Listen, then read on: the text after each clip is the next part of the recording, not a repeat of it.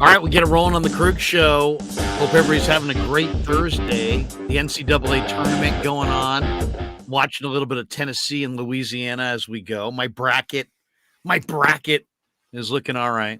That's why you pick Furman. I didn't have Furman. My son had Furman.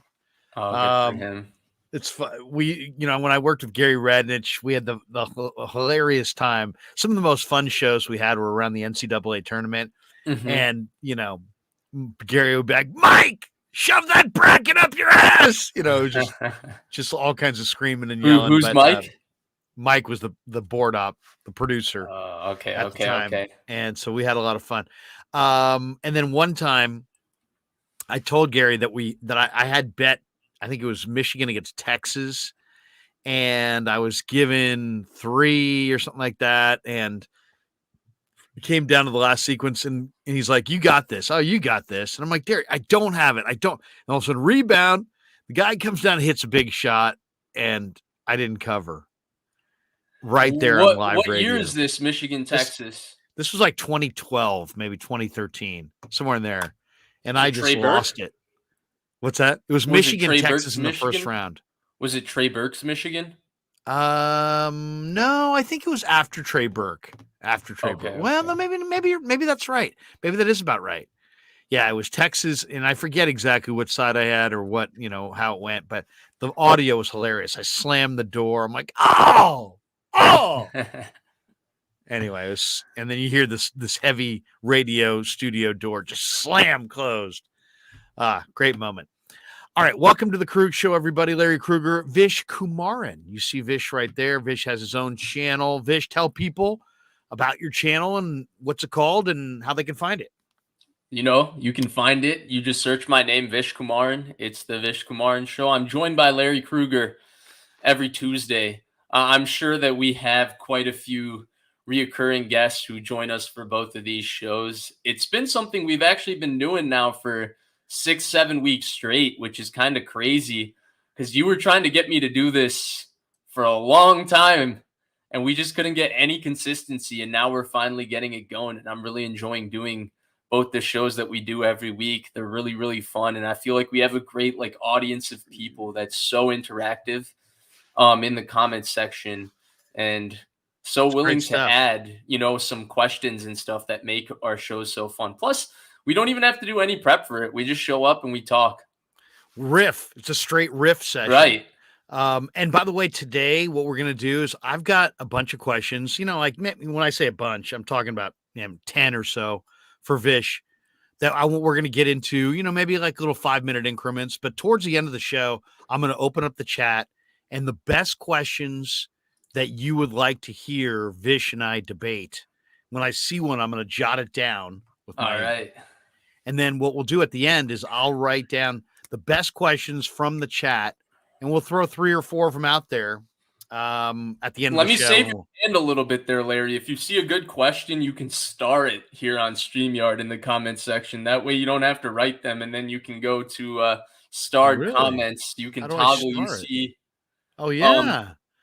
There you go. Look at that. I can star it. God, welcome to 2023, Larry Krueger. Look at that.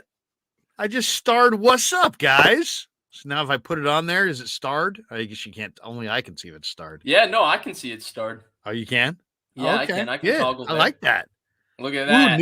Learning new ways to play with StreamYard. That's a lot of fun. Welcome to 2023, Krueg. Exactly. And, of course, we're brought to you by Pig and a Pickle. Check them out in Corte Madera and in Emeryville. They're open 7 days a week in Marin County, 11 a.m. to 8 p.m. But don't show up at 7:30 thinking you're getting your pick of the litter because, like all good barbecue spots, when they run out, man. When they're done with the brisket, they're done with the brisket. So get the brisket. The brisket chili is amazing. The pulled pork, the ribs are juicy. Try Pig and a Pickle, and they're open Wednesday through Sunday in Emeryville. And if you're from outside the market, next time you're in the Bay Area, try Pig and a Pickle. Or if you just want to support the show, go to pigandapickle.com and leave them a message. Tell them that, hey, you're a big fan of the Krueg Show and you are big fans and want to support Pig and a Pickle. Damon and Mary, the owners of Pig and a Pickle, great people. All right, let's get into the Niners. Let's get into the last couple days because we actually talked 2 days ago, but we haven't hit Right, either of these topics. This is kind of fresh stuff. The right, right. Niners signed Cleveland Farrell.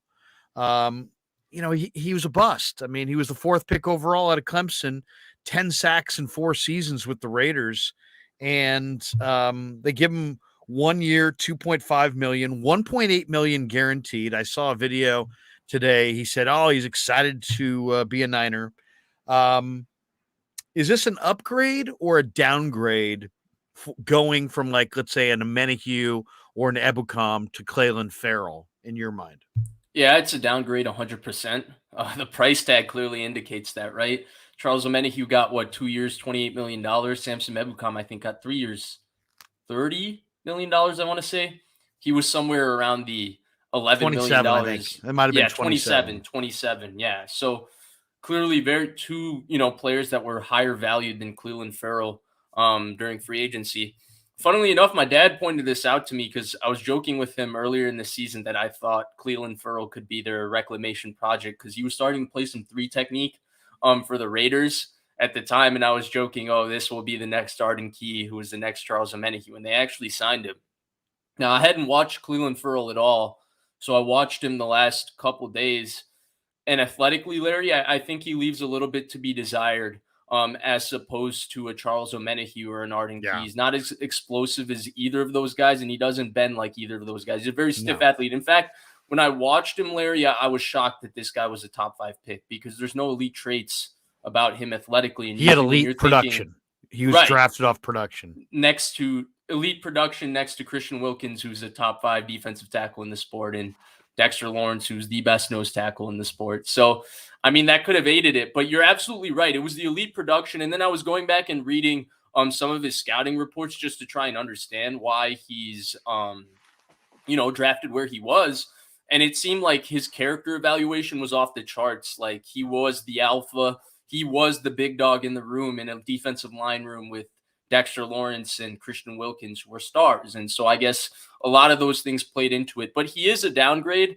I do think he has a role, though, Larry, because I think he's going to be on a more talented defensive line than either Samson Ebukam or Charles Omenihu were on the last 2 years. I think Javon Hargrave is such an upgrade over even a DJ Jones. When you slot him next to Armstead and Bosa, I think you can get away even if that edge player is a little bit less than. And then, look, if he can become solid at stopping the run on first and second down as an edge player, Larry, which I think he can be in this scheme, I think he can, be a very, very strong guy, stout guy. If you ask him to set one gap on the edge, like I think he's capable of doing that. Or if you turn him into like the old school, if you want to go the Seattle front, right? They play the Sam linebacker on top of the tight end. Like he can be the guy that sets the edge against the tight end. Like I think he's capable of doing that. But as an actual pass rusher, I'm a little bit more skeptical maybe than I was when they signed him after watching him, if the production will be there. But if he can be a 2-down player against the run, he can maybe be, Paris Harrelson to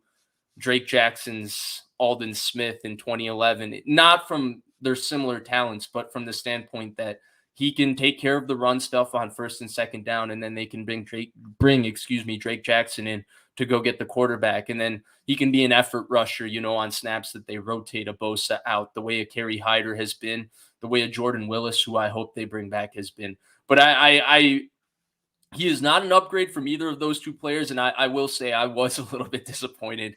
I didn't expect him to be. He's a top 5 pick, Larry. I thought he was going to be a little bit better player than what I saw. He knows how to play, but you're right. There's no elite traits. There's no elite speed. There's no elite strength. There's no elite burst. There's no elite, hand technique. I don't see anything Not truly elite. Bend. The only thing no bend at all. I mean, nothing. Very stiff athlete. Very stiff. But he does play the run well. And you know what I think he might be good at? He might be a good replacement for some of those guys like Amenahue or Drake Jackson when they go to their 4D end alignment on obvious passing downs, rushing from the tackle spot a few snaps on obvious passing downs. I could see him having some success there because I think he could stand up against the run better than, Drake, maybe even better than Amenahue did last year. So, I could see that.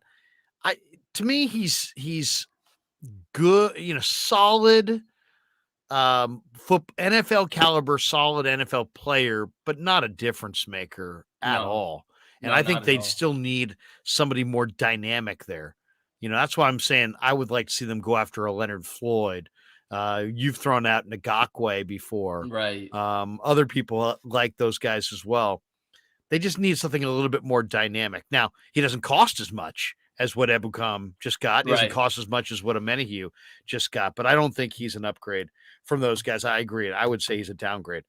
T.Y. I have McGill. one question about Yeah, what go you ahead. said though before we get to T.Y. McGill. You Yeah. said that you were talking about him being kicked inside, and he did play some three technique for the Raiders, right? I was thinking the same thing when they signed him. In fact, I tweeted it, but the more and more I think about it, Larry, I don't know if they're gonna go to that 4DN lineup as much, and it's because of the signing of Hargrave. I think one of the most underrated things about Hargrave is just his fitness for a 305-pound defensive lineman. The guy really does play every snap. Like, Yeah. he's in insane shape. He plays every snap. And so because of that, I mean, I can't imagine Armstead and Bosa on, any important third down being off the field. Similarly with Hargrave. I don't know if Cleveland Furl would be rushing inside perhaps as much as Omenihu or Arden Key did. And you know what, Larry? I think that's kind of for the best because like you said, there's more talent there for him as just being a stout one gap, do your job run blocker. He's an effort pass rusher. And I'm shocked. Honestly, I wish I was studying that draft that way at the time because obviously I knew the pick was out of pocket, Larry. Only this year, and maybe he's become a worse player. He's lost some confidence, but only like last 2 days when I actually was watching him did I realize like how bad that pick truly was, taking a guy with the physical skill set that he has at fourth overall. That's shocking. That's shocking. Well, and the reason, first of all, Mayock was the guy who made that pick, and the reason that he loved it so much is he overgraded him out on collegiate production. But he also played, Farrell played on some of the All 4 deepest years. lines in all of college football. He played next to Dexter Lawrence. He played next to, he Christian had, I think at Wilkins. all times, he had another first round draft choice next to him. But he did have a great first year, which he redshirted the first year. His first year was technically his second year of college. He had a great first playing season, and he really was very, very productive. But he was productive on, as I said, some of the deepest lines in college football, and how much of it was him and how much of it were Right. the other guys. I think we found out the answer to that. Though he still can find the football against the run, but there's not elite traits. The only thing I'll say that's even borderline elite as a rusher for him is the motor. He's got a good Right. motor. The motor's always revving. He kind of reminds me a little bit of Solomon Thomas, who the Niners drafted in the top Yeah. 5. Who there's a lot of things that I don't like about Solomon Thomas, but I won't deny him his motor. He's got a high revving motor, and I wouldn't be shocked if Solomon Thomas came back. In fact, I did a little He signed breakdown. Did he sign? 1 year, 3.9 million, I think, with the Jets. Oh, Again, he okay. Okay. re-signed. Yeah. The You finally you mentioned him. I was thinking like before they brought back T.Y. McGill, like, man, hey, Solomon Thomas is still sitting here. Like, wouldn't mind them bringing him back to play inside a little bit. the guy that I wouldn't mind them bringing back would be Contavious Street. Now, I know Street got moved a lot in the run game, Mhm. but man, this guy's so explosive at 290 pounds. And he's so explosive that in a pinch, you could play him at defensive end if there was an injury. I can't imagine Street is going to get that much money if he was out there, and he is out there. If they were interested in bringing him back, I'd give that a major, major thumbs up. One of the questions I want to get into, there's a great article today by Eric Branch. And what does the 49ers signing of Sam Darnold mean Oh, for the team, for Trey yeah. Lance? And it's really interesting. Branch, who's not the most controversial guy, says the addition of Darnold suggests a disconnect between the 49ers' words and actions on how they view their quarterback position in 23, and by extension, Lance's ability to lead a Super Bowl contender. And he's pointing at the fact that Shanahan basically said, when he was asked about the quarterbacks at the end of the year, hey, we got 2 guys we think we can win with. Yeah. And he didn't seem real interested in number 3. And then fast forward to free agency, the first day of free agency, they have a contract worked out with, incentives, obviously had to be negotiated over probably a course of a week or so, you would think, with Sam Darnold. And he's here suddenly, and they're giving him maybe as much as $11.5 million guaranteed. And it's a very similar deal in structure to the Jimmy Garoppolo deal. Right. And that sounds, and we kind of keyed on that. That seems a lot more urgent than the way Shanahan made it seem earlier in the offseason. And I guess the question I would throw to you, Vish, is the Darnold signing a hedge? Yeah. And if it's a hedge, what's that a hedge against?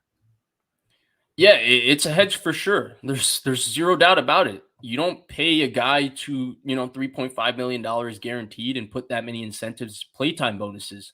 Those are all playtime bonuses in his contract.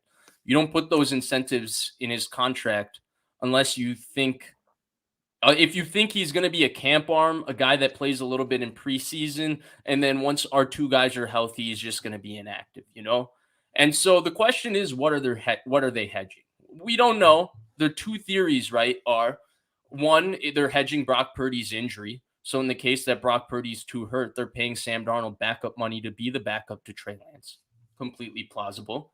The other hedge that they could have with him is hedging on Trey Lance. Hey, we really like Trey Lance, but it's 4 games in 2 years. We don't know where he's at. We're going to give him every opportunity here. But hey, if he's not looking good during camp, whatever, we have another guy in Sam Darnold that's fairly young that we like, and we can go there with him. That's the other hedge, right? And then the third thing you could say that they're hedging is just the fact that they've had to play 3 quarterbacks so many times. And they're like, hey, Brock Purdy is cheap. Trey Lance is cheap. Sam Darnold, let's pay him a little bit extra money. Our total cost of our quarterback room still comes out to about $15 million, and they're paying him. Now, the reason I push back against that third particular theory is that Sam Darnold has never played a full season in his career. Every single season of his career, he has missed games due to injury, except for 2018, where he missed 3 games for mononucleosis. So Sam Darnold isn't exactly, a testament. He's not Javon Hargrave walking in here, basically starting every game since he's walked into the NFL and not missing a start. He's a guy that also has had issues with injuries, and it's been injuries all over. And I would say the final thing with Darnold that's interesting, Larry, is the fact that they signed him on the first day means that they coveted him. They wanted him. They've been linked to him in the past. A lot of people connected to the 49ers have reported in the past that the 49ers like Darnold coming out of USC. I've posted this on Twitter before. I think I deleted it because I was scared of the copyright infringement, but I posted a video clip from the Herd. I would implore people to go watch it. When the 49ers signed Josh Rosen, I posted this. And it's Mike Shanahan on the Herd, and he talks about Josh Rosen and Sam Darnold coming out in the draft, and he raves about Sam Darnold and how much he liked Sam Darnold and all of that. And I'd imagine if Mike Shanahan had a high opinion on the time, Kyle Shanahan might carry a similar opinion of Sam Darnold. So he's clearly a player they like, Larry. Ultimately, I don't know why it's an uncomfortable conversation for people. Okay, they hedged. Well, what's wrong with it? They're not spending that much money on the quarterback position, right? And if they did hedge, well, that's okay. Because if like I tweeted about this earlier today, at this point last year, Geno Smith and Drew Lock were, getting ready to enter a quarterback competition. Now look where Geno Smith is. Look where Drew Lock is. It's not necessarily an insult to Trey Lance if they're hedging because he's an unknown. They have to do what's best for their franchise. And the reality is Trey Lance is unknown right now. But I don't think that signing Sam Darnold and admitting it's a hedge means that Trey Lance still can't be the guy of the future or Brock Purdy can't be the guy of the future. It just is a reality of where the 49ers situation is between a mix of injuries, a mix of, lack of experience, a mix of uncertainty with Brock Purdy's timeline. So many different variables add up to them having to do this. And they did it with a guy they clearly covet. They coveted him. There's no doubt about it. They didn't wait on him. They didn't wait for other teams to get him. They went and got him immediately. I would love to ask John Lynch, you're hedging with the Darnold pickup. Are you hedging because of Trey's development, or are Right. you hedging because of Brock's health, or are you hedging just because both and you're really not sure about either? I'd love to hear his answer to that. Fill in the blank on this question. Give me one word to describe how you feel about the 49er quarterback room? I'll give you mine, but I want to hear yours. What is the one Uncertain. word that you would use to describe how you feel about the 49er quarterback room? Uncertain. Uncertain? Uncertain. Yeah, I feel like there's a question. I feel like it's a really weird quarterback room, right? Because with Brock Purdy, there's an uncertainty with his injury, but he also had 7 games that were, very, very special for a rookie 7th round pick to play the way he did. And he played very well through 7 games. Then you have Trey Lance, who's coming off of a very serious injury in his own right. I don't feel like we talk about that enough when we're talking about him growing this offseason. Like, he's also recovering from a serious injury. And he is so talented, right? There's a reason he was drafted where he was drafted, and the Niners gave up the resources they gave up for him. But it's been 4 games in almost 3 years because he didn't play his final year of college, too. You don't necessarily know exactly where he's at either. We kind of think we know, but we haven't even seen him enough to really know. And then you have Sam Darnold, who's kind of an enigma because he was a player that a lot of people really, really had a high opinion on coming out of the draft. The situation with the Jets was an absolute mess. He didn't play well, but the situation with the Jets was a mess. Then he goes to Carolina and he plays well for a little bit. Carolina also ended up being a mess. And he ended up getting hurt, and there were a variety of issues with protection the first year. Then the second year, he kind of comes back. Everybody's already written him off, and he quietly plays pretty well down the stretch of the season. And then you turn on that last game.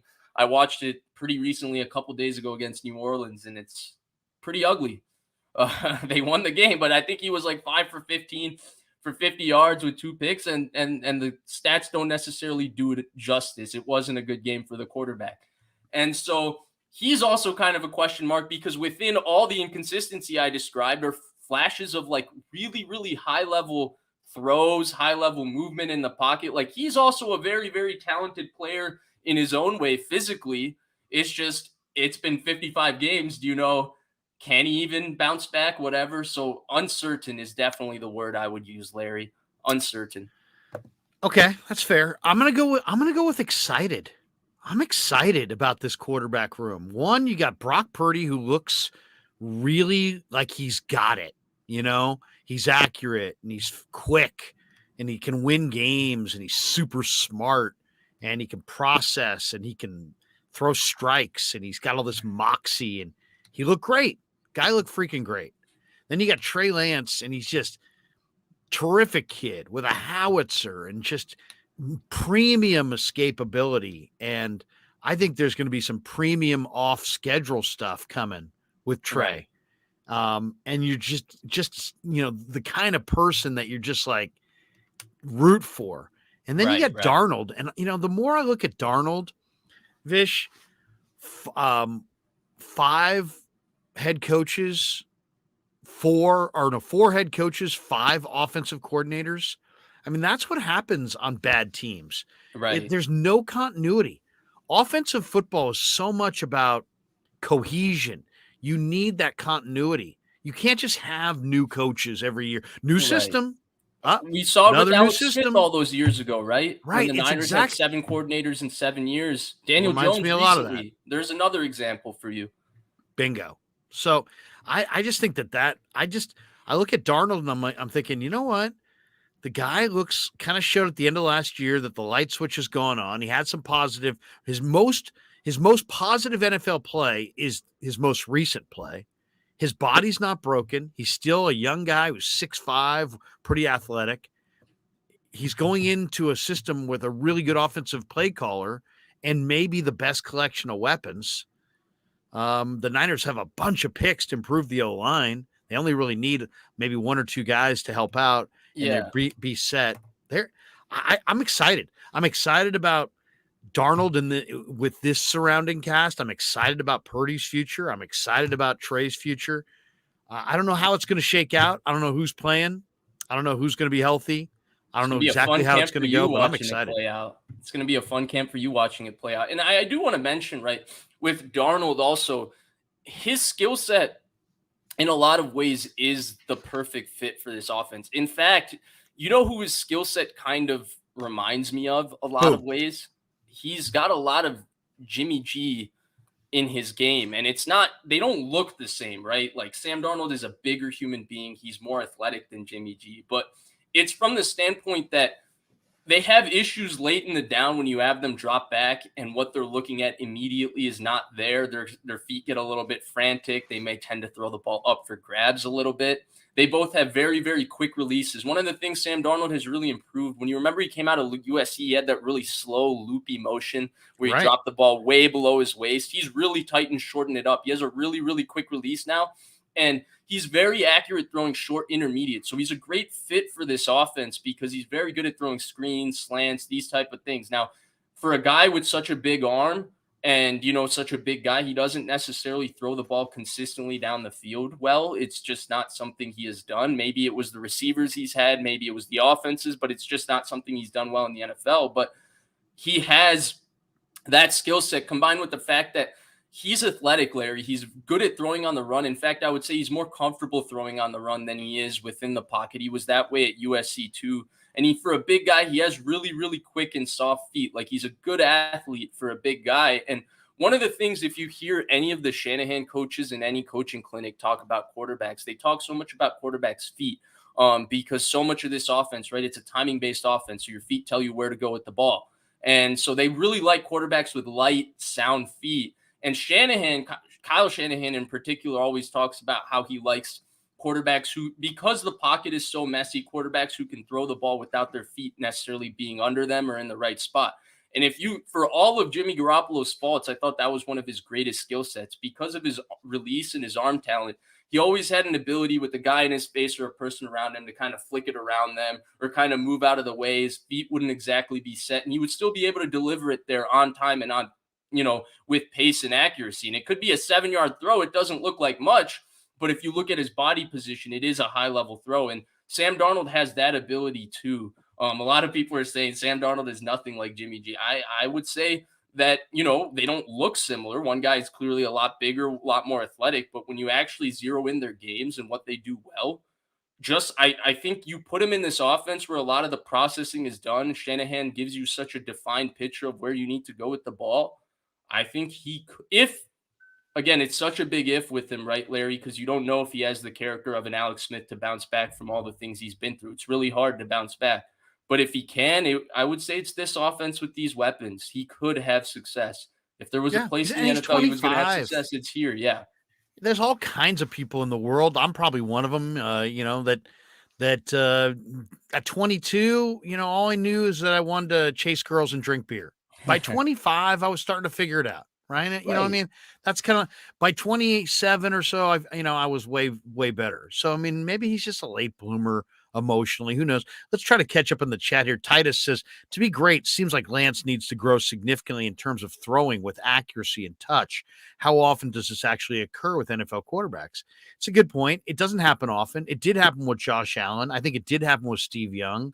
There are a few others, but those guys come to mind. But you're right. But And there's some people that believe that accuracy cannot really be it's something you have or don't have.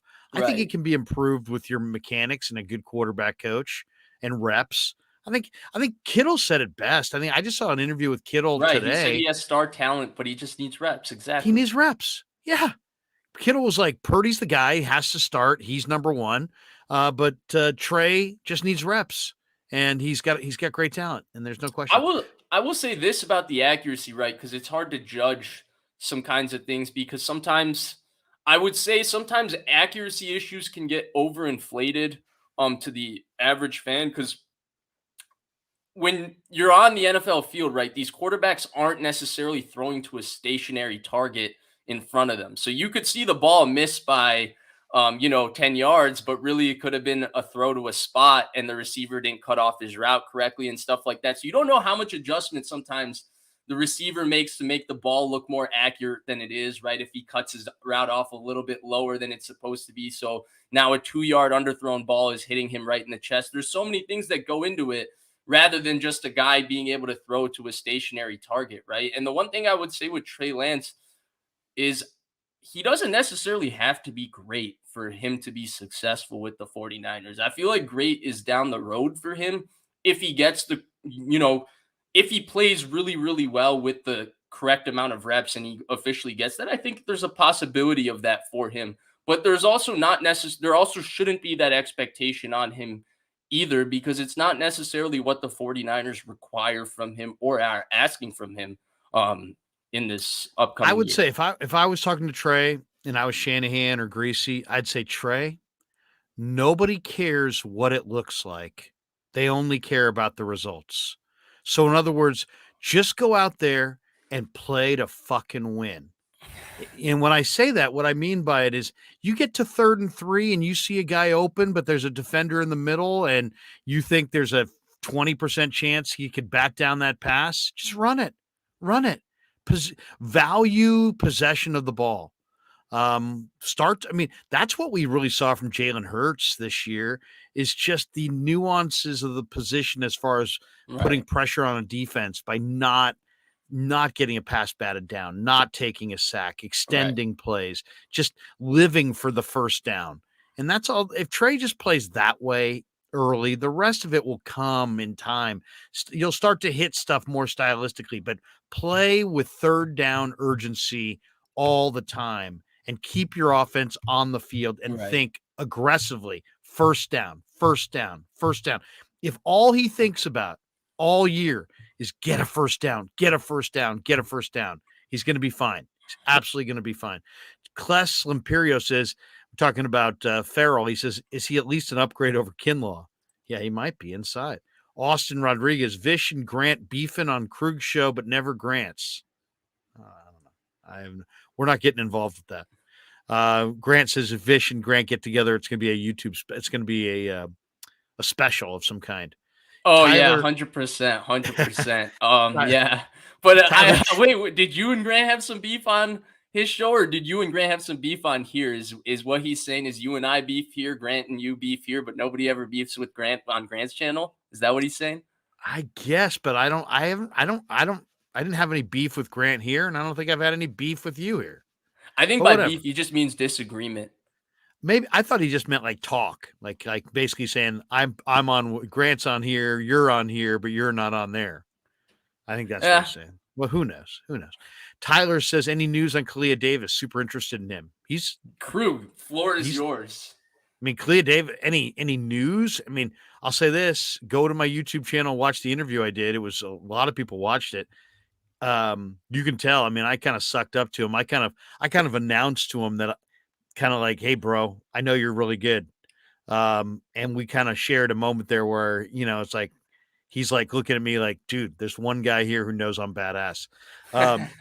He's seriously, he is. Wait until you guys see this guy on the football field full bore.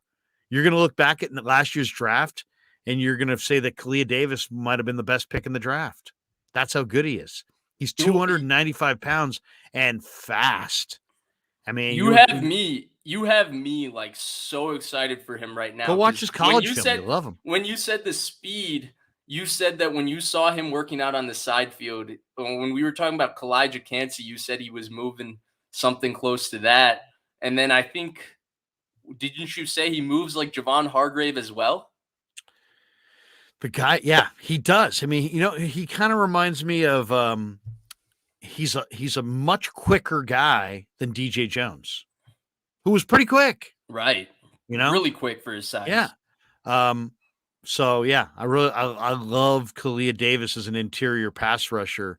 And I think once they start, if he's healthy this year and they're looping him around playing games inside, I think you guys are going to see this guy has, 10, 12 sack potential. He's got big time potential to sack the quarterback. He kind of reminds me of the Raider guy that they got from Sam Houston State a few years ago, and it didn't quite work out. But as far as like, an interior rusher who can really, really run. Okay, T.Y. McGill. Let me get to the bottom of the chat here so I don't lose. Oh, I thought I was at the bottom. Wait, whoa. I got tons of chat. I don't want to miss anybody on the super chat because you know how that goes. Right. Have You you missed been? somebody's super You chat haven't in been there. starting them, Krug. What's going What? on? I saw you pick up the pen somewhere in between. I know. No, I haven't started anything yet. Well, we'll get some stars. We'll get some stars. You Somebody's should asking start about starring the super Scottsdale. chats. I learned to do that as well. Titus says, wait, Larry is in Scottsdale. How did he bring that entire room with him? No. But you know what? I'm running the thing from Scottsdale because we got the New York style Italian sausage on there, and we're basically going to keep that up throughout the month.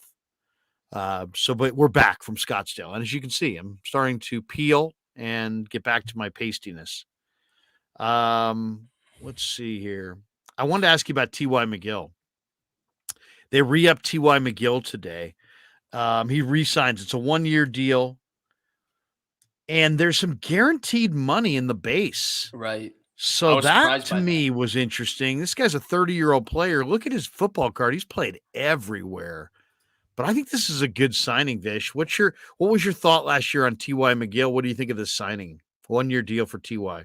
He was kind of the pleasant, came out of nowhere when they signed him midseason. I didn't give it a second thought. And then every Sunday he would just flash just enough for me to say, "Ooh, 96 looks like something." Whether it was an effort play or whether it was him exploding into the backfield because he's pretty quick and explosive. And now that they made this big signing of Javon Hargrave, like I love the moves of bringing back Kevin Givens and T.Y. McGill, right? When you have Hargrave and then you have Givens behind him and then you have T.Y. McGill behind that's pretty stacked when it goes down your defensive line. It's not too great when those two guys have to play more snaps than they should, but for rotational pieces, they're really, really solid players to bring back. Both play with tons of effort. Both are a little bit undersized but compensate with effort and quickness and explosion and ability to shoot gaps. So I was pretty happy with them bringing him back. He was kind of, like I said, the surprise of last season for me in the sense that he was not a player that we came out here and we talked about or anything like that. But when you were really watching the game and you turned it back on, like there were a few plays from 96 in every game, Yeah. He you know what I love about him? And I mentioned this before in a video I did. The motor. Yeah. You're going to find better pass rushers. You're going to find better run stuffers. You're going to find bigger bodied guys who are more stout, guys who, anchor better against combo blocks. And, but what this guy's got is he's a technician. He's got quickness. He's about 295. He's built really low to the ground and he's got quickness. So it's like T.Y. McGill. It's amazing how, like, if you're an interior rusher, if you're an interior tackle who's like can do it all, you can rush the passer, you can play the run. You're Deron Payne. You're getting $20 million. I mean, those guys are get broken off. Hargrave just got $20 million a year. T.Y. McGill gets a 1-year deal, probably for peanuts, but he can do a lot of the same things. He moves his feet really well. The motor's outstanding. He's a technician with his hands. I thought he was stronger penetrating into the backfield this year than I ever expected. Now, he can't stand, you got to play him in a rotation. Yeah, He 100%. doesn't have the endurance to play, a full game, but he could play with his hair on fire for 3-4 series. Yeah, no, definitely, I like him. without a doubt. And Krug, I'm so glad you brought up the motor thing because it's a constant with all the Niners defensive linemen. I would say that even if we're talking about Cleveland Ferrell, if there's one trait to Cleveland Ferrell, he plays really, really hard. He competes his butt off. I guess that's his trait now, not top 5 in the draft. I'm still blown away by that one. I'm more blown away by that one today than I was blown away about it in 2019 because we just watched him kick ass in at Clemson, and we're like, we knew he was a good college football player, but then you realize that after that his measurables didn't measure out as anything special, and then sure enough, he's had exactly the kind of career that kind of resume would indicate. He's played, and he plays a lot of snaps. but he doesn't get a lot done. He's not a mercurial player. He's not a bend the edge player. And if you turn on his highlight film, most of the plays he's making are against the run. Right. And a lot of So, effort sacks in there for the yeah, sacks he does have. and Even if you go coverage back to sacks. Clemson, even if you go back to Clemson a little bit as well. But either way, the constant right between Givens, even Bosa, Armstead, and Hargrave, like they're all three are, star level players. Bosa probably doesn't get enough credit for just how hard he plays down in and down out and the effort he plays Oh, with. I would say same thing with Armstead and Javon Hargrave for sure. The fitness of the player, Larry, for a 300-pound guy, I don't want to keep waxing poetically about the same exact thing over and over again. But really, I don't think there's enough credit for the fitness of Javon Hargrave for how many snaps he's able to play as a true 3-down player at the size he's at, and the effort he plays with. Throughout the 49ers defensive line, every player has a high motor. And that's very, very exciting. And that's clearly a trait that they look for and Chris Krueger looks for in then developing these players into better players than they actually are, because he is a phenomenal coach. You know who's got the best motor of all of them? Who? Kerry Hyder. I knew you were going to say that, but he's not back Hyder. yet, so I wasn't sure if you were going to say Kerry Hyder can get thrown on the ground. An offensive lineman could dive on top of him. He could be sucking up nothing but mud through his face mask, and he'd still get up and pursue the play down the field. I mean, the guy's motor is crazy. And when you talk to the guys in the room, like Drake or any of the other guys, and you bring up Kerry's motor, they're like, oh, yeah. That guy just never stops coming, and he's like an inspiration to those guys. Jaguayo says 49ers learned a tough lesson. They need good quarterback depth. There's no question there. Titus says, I'm hopeful about Trey Lance, but I'm just trying to determine the odds. For Purdy, I'm discouraged by the play of the other UCL quarterbacks. Hope he's different. Okay, I hear that. Tom Pierce, who's a channel member, he says, like and subscribe. 16,000 is not that far away. That's right. We're almost at 15.5. We've picked up like 400, picked up 400 subs in like the last 3 days. I mean, it's just been Look crazy. At you, Krug. Look at you. I know. I credit my son. MGM Productions says, hey, gents, enjoying the conversation while sipping some vino. Hopefully a red, right? He says, thoughts on Danny Gray next season, involvement with and without Lance starting at quarterback. I did an interview with Danny Gray late in the year.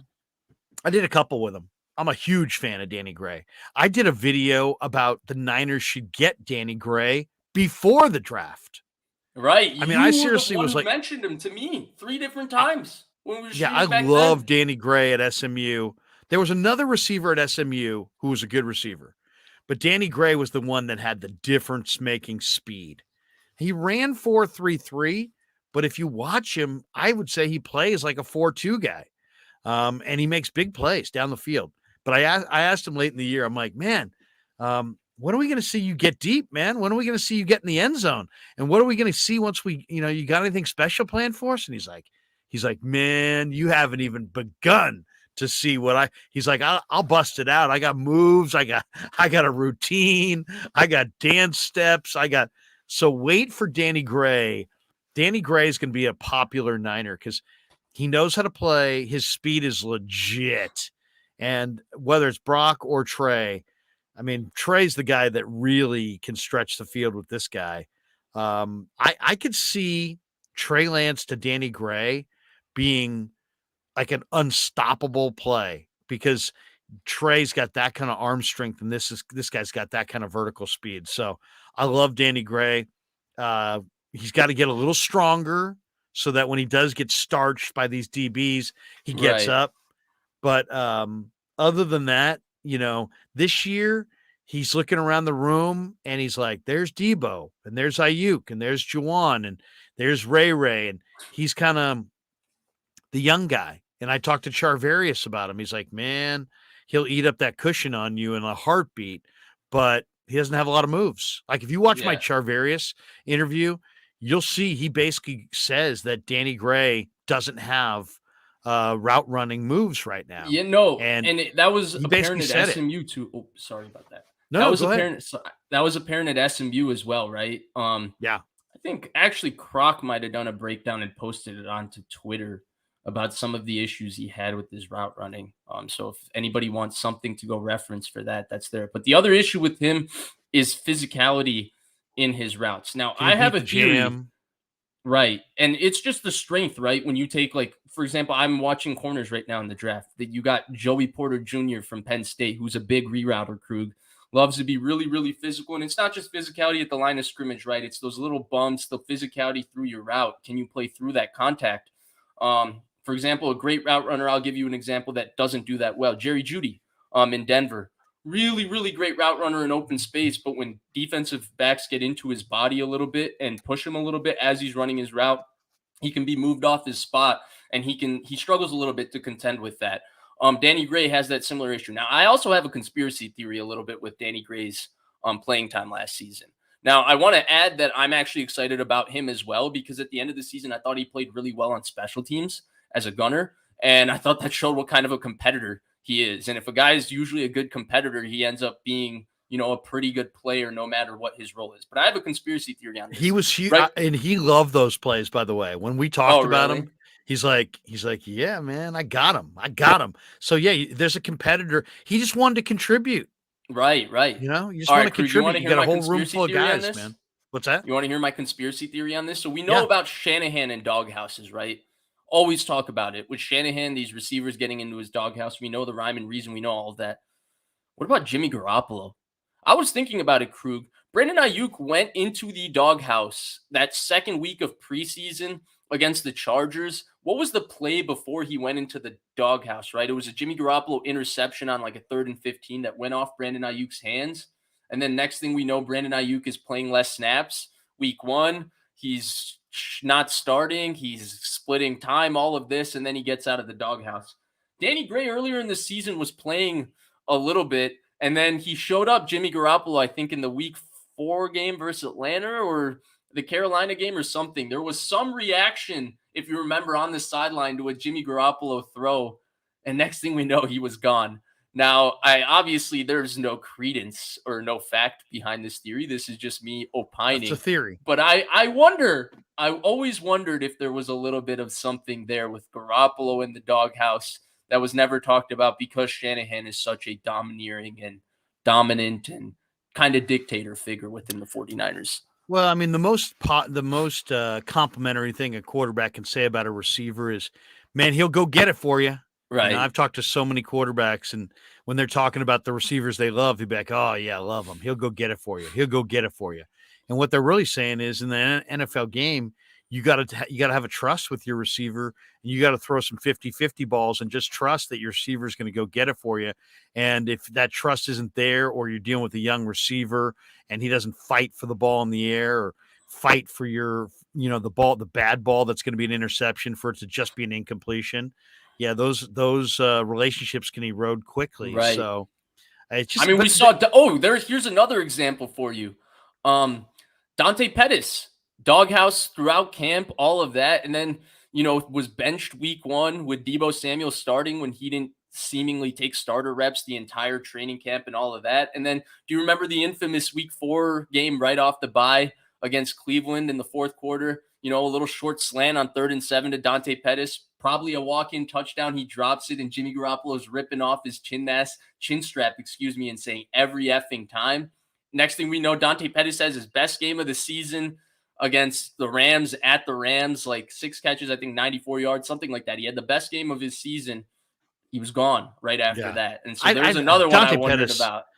Dante Pettis, I mean, you got to be fast and tough to be really great. Right. I don't think he was either. There's a great example. I don't want to question of NFL players' toughness, but I wouldn't sure as hell go across the middle. But he, as far as receiver toughness and speed, he didn't have either. He couldn't escape the jam at the line of scrimmage. He's too easily rerouted. Doesn't have the vertical speed. Didn't have the urgency when he was running his routes, where he never initiated contact. He never initiated contact. But I mean, if you're not tough and you can't run, I mean, as a receiver, MGM Productions, by the way, with his sipping a little vino. Vish, are you a vino guy? Where you drink a little wine? Really. Not really. Never have been. All right. I'm still in the college beer days. Devin Bush That's Light. right. There you go. I'm not a. I'll say this: I can't drink any white wine. I can go with a nice glass of red wine, especially if it's like steak or pasta, like a red sauce pasta. I like a glass of red wine, usually like a Cabernet, probably, but I can go Merlot. I can go Pinot, but definitely red, not Red. white. I can't. Okay. I can't drink white wine. If you ever see me drinking white wine, something terrible has happened to me, and just somehow rip it from my hand. I'm Bob Dole says, would Somehow Devin rip Bush? it from my hand. I'm Bob Dole says, would Devin Bush be a nice fit if we can get him for a decent price? Thanks for the good stuff, you guys. I was just looking at the available free agents today. I loved Devin Bush coming out of Michigan. Loved him. And then I thought he was awesome early in his career. Then I think he tore the ACL and he lost some of that speed, and he's always been a small player. He doesn't have size. He's a small guy. But I'll tell you right now, hell yes, I'd be interested in Devin Bush because I think you could get him for cheap, and I think he could be a Pro Bowl linebacker. So, yes, absolutely. I'm very excited. I'd be very excited to sign Devin Bush. I don't think you could get him I don't think it would cost you a lot. And I think he's a star. And I thought I saw Seattle maybe looking at him, though. I look. I don't know how he played this year. Pittsburgh was just He got not a team I benched. watched a lot of. So I don't know how he played this year. Yeah, I know he got benched. I know the story, but I don't know how he actually played. I agree with you. I loved him coming out from Loved him. Michigan. Absolute Awesome. stud. And he started off his career really, really well. Yeah, if they signed him, he's kind of a perfect fit to replace Aziz Al-Shaair if he was the player before, the ACL injury. I do remember watching him last year and thinking he was not very good.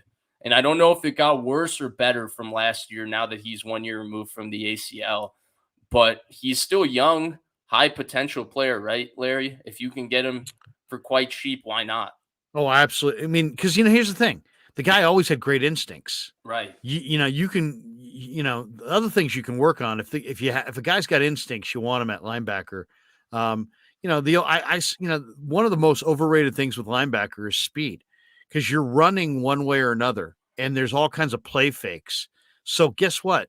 If your instincts suck and you're a 4-3 linebacker, you're just miles away from where the play is actually happening. Your speed can work against you if you Chris don't have good Borland. instincts. See, much rather have a 4-6 linebacker with great instincts than a 4-4 linebacker with lousy instincts. The 4-4-6 guys flow into the football. Digital Drew said, let's go. Finally getting back to watching some Larry and Vish. Dig it. Digital Drew, good to see you, man. Why Good is to he see you're getting here. back to it? Good to have you back, though, Digital Drew. Yeah. Wish you never left, though. Seriously. By the way, Digital Drew, I promised my kid that you were going to send him something, and now I'm looking like a bad guy, so we got to hook that up. Giant Niner fan says, thanks, Jesse, Last Second Sports, for some of those new subs. You guys are great together. The new sports leader. Me and Jesse or me and Vish? Who's he referring to there? I think he's referring to you and Jesse, but shout out to Jesse for sure. Yeah, Jesse's cool. Jesse's good. He was on last night. Only thing is I had a technical issue where my stream was lagging and I had to kind of go away from my own thing in the middle for a minute. I probably waited too long to do it. Glenn, look at Glenn orchestrating things behind the scenes. He says, show Krug some love and hit that like button. It's free. Thumbs up. There That's you go. for Yeah, real. hit like and subscribe. And subscribe to Vish Kumaran's channel as well. Almost 600 people in the room right now. Okay, here's a question I've got for you. Demetrius Flanagan Fowles or Foles or Fowles? Fouls. Fowles. Signs a 1-year extension with the Niners. Played 325 snaps, all on special teams this year. I shouldn't say it was all on special teams. He had 70 snaps at linebacker. He played safety at Arizona and made the transition. We know Aziz Al-Shaair has moved on.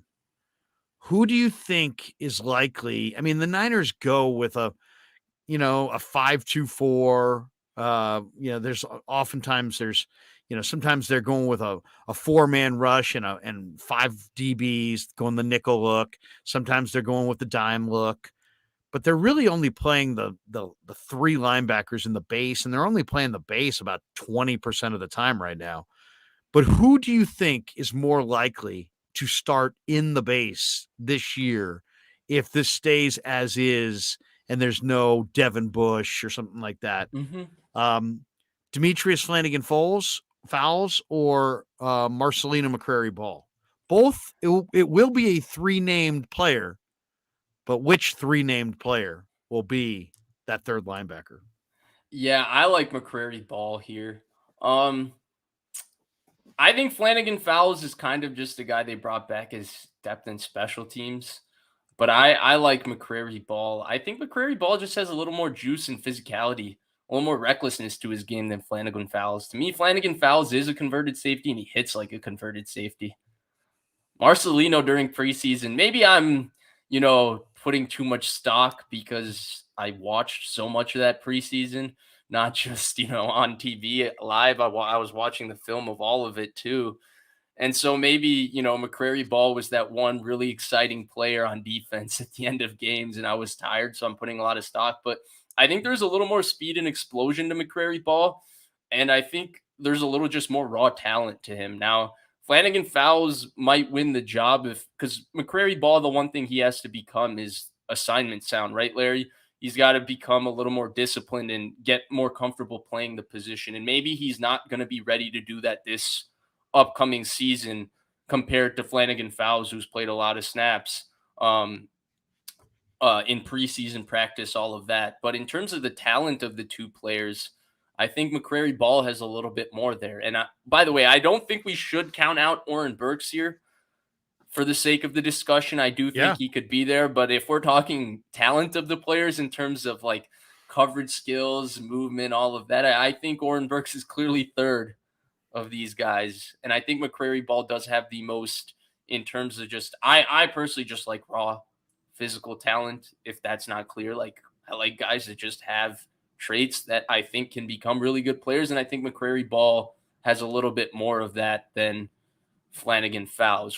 I was more excited about Flanagan Fowles going into last year. I was a little bit disappointed with how he looked in preseason and even in the little time he got to play this year as well. I thought there might be a little bit more there in terms of his physicality and all that, but maybe he's Flanagan there this Fowles year. will start you, man. He'll hit you. I mean, he's had a couple big hits, and he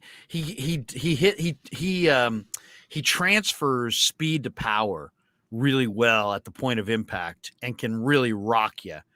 But I think he's a special teamer at most. I think Marcelino's a Pro Bowl caliber linebacker. I think Marcelino's way better than Flanagan Fowles. So I'll take Marcelino all day, every day. And I like Oren Burks too. He'll hit you, man. And Oren Burks a big dude, man. He's got to be about 6'3", 245. He's kind of an old school linebacker size. He looks a lot bigger than their other backers, but it's Marcelino. Marcelino is the real deal. I don't think people are going to be sitting there going, man, they miss Aziz. I don't think so. Yeah, man. I don't think so either. They're going to be talking about Marcelino. His instincts, his speed, his tenacity. He loves to hit. I think Marcelino's going to be somebody really mentioned good. another name in there that we shouldn't sleep on. Greg Khan in the chat said, "Don't sleep on Curtis Robinson." He's right. Yeah. They kept Curtis Robinson on the original 53 this year, so they clearly valued him and wanted him. And then good special teamer, man. Really good special teamer. I did the Stanford pregame show. Curtis Robinson's a great athlete, really great athlete, and a really smart special teamer. Do you think we might be a year early on Marcelino, Larry? What's that? Do you think we might be a year early on him? No. I was thinking between Flanagan Fowles coming back, Burks being paid as a special teamer, maybe there needs to be one more year.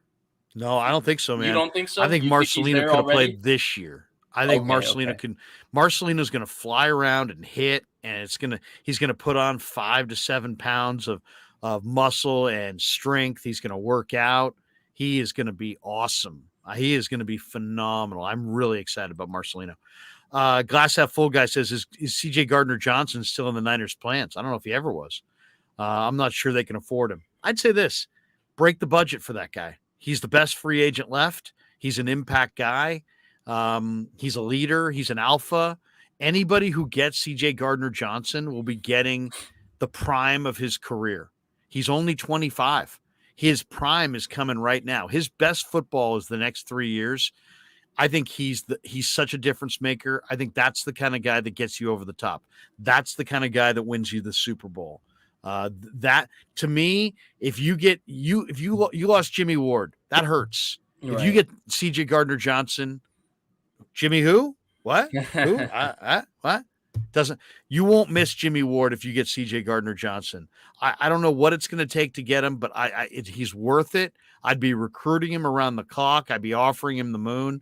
I think he's a tremendous football player, and he's got great value because whatever you're paying him, you're really getting coverage at free safety, strong safety, weak side backer, nickel corner, outside corner. I mean, the guy, the slot corner position is vital. He can play that really well.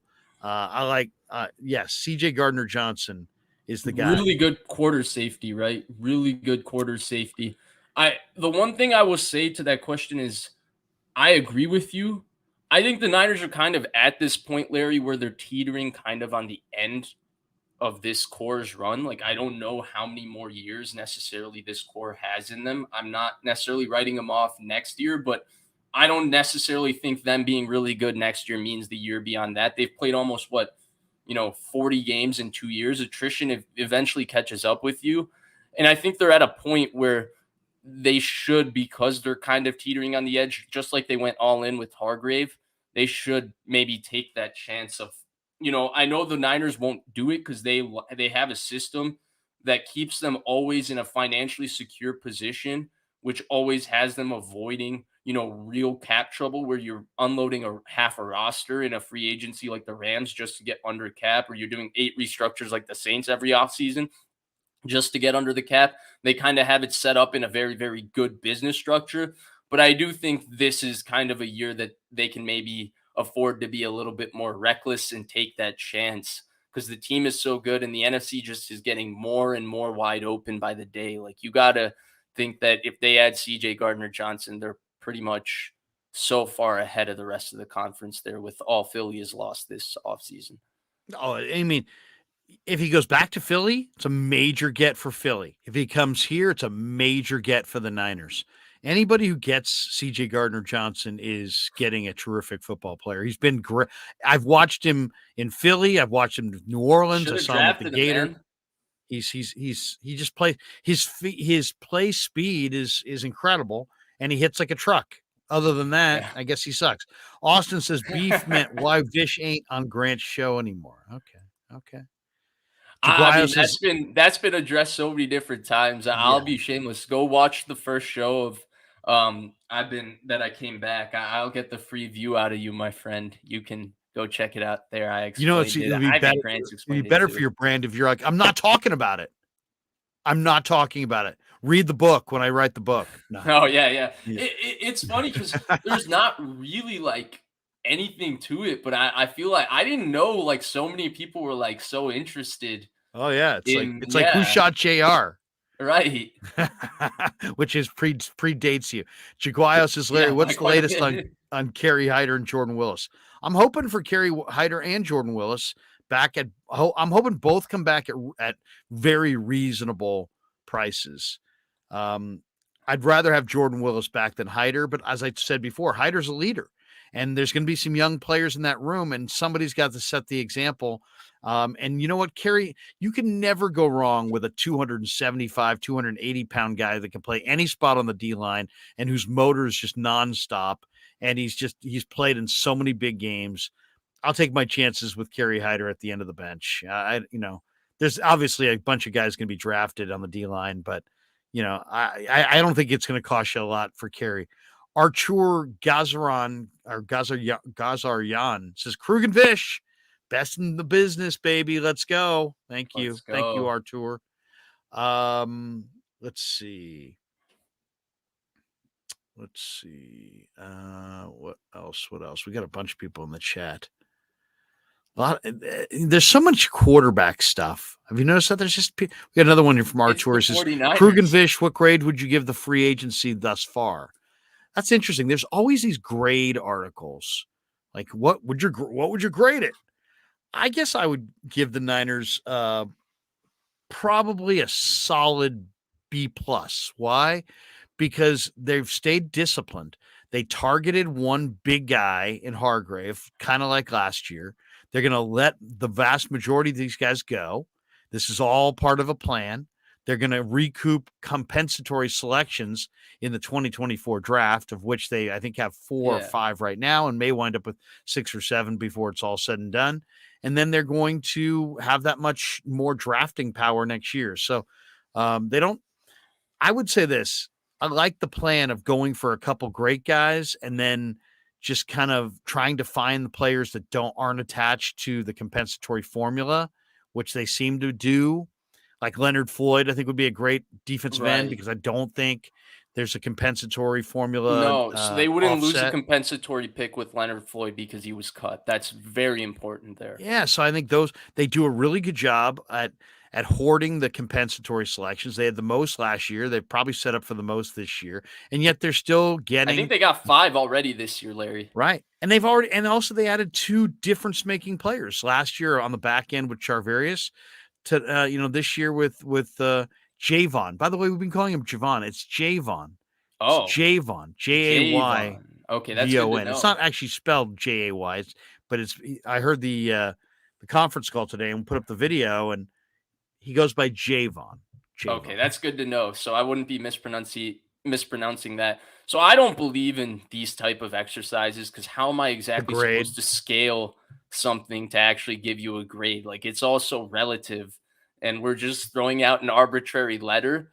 So I guess I'll tell you that I think the 49ers have had a good free agency, and you can assign whatever letter you want to that. I thought they got a very premium player in Javon Hargrave. I mean, you mentioned Ward. Like to me, Javon Hargrave is even a superior player to Ward than they signed. Like to me, when we were talking about, the top 5, 6, 7 available free agents this offseason, Javon Hargrave was one of them. He is a top 5, 6, 7 defensive tackle in the sport. He is an excellent, supremely good player. So when you sign a player like that, he obviously makes your football team a lot better. Now, they've lost a lot of depth pieces. I think people are either assigning too much value to those depth pieces, saying they've lost these guys, they have no chance to go, forward. But like you mentioned, they have a formula that's proven to work so far. So it's kind of give them the benefit of the doubt. These rotational piece players, while they're nice players, aren't necessarily worth the contracts they're receiving from other teams, I would say. But then also they have lost a few players, and they do need a few young guys to step up, for that plan to come to fruition. And we don't know if those guys have stepped up yet. So it's really hard to grade it, but I would say I think they've had a good free agency because when you get a player the caliber of Javon Hargrave, changes your football team. Great one, 765 says Miles Jack at linebacker. What do you think? He was in Jacksonville. He went to Pittsburgh. He didn't have a very good year. He's not a good coverage player, and he's missed a ton of tackles. He was a high pick out of UCLA. He's a great athlete. He was actually a running back and a linebacker. All right. He wore number 30 for the Bruins. Loved him in college. People thought Balky would pick him at 7 before the concerns with his knee started coming out. Better athlete than football player. I think that's what I would say. I like him. Or I liked him. I don't know where. He had a bad year in Pittsburgh. I don't know. That's what I was going to say. I haven't watched enough to know where he's at now, but I'm assuming it wasn't very good if Pittsburgh is completely wiping out that entire linebacker room and starting fresh. Ashley says, hey, guys, coming in late. Did you guys talk about how Sam Darnold's saying that he wants to be prepared to be the backup or the starter? It made me feel like he's ready to support the starter but wants to compete for quarterback job number 2. And then she goes on to say, saw some people on Twitter saying this was a stupid takeaway, so maybe I read into it wrong. No, it's not a stupid takeaway at all.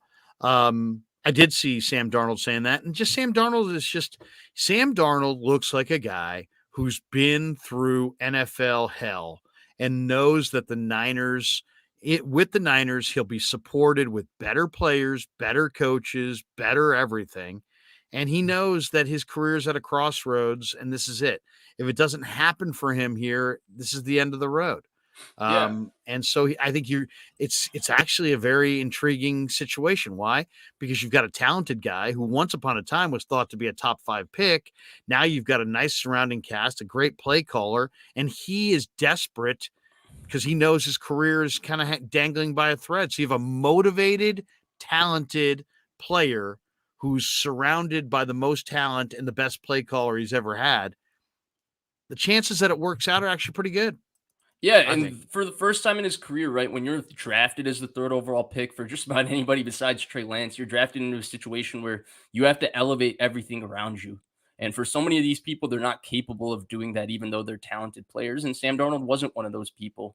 He was also in a really shitty situation, but he wasn't able to elevate that situation. Now he's going to be completely propped up by his supporting cast, by the coaching staff. That's going to be a different feeling.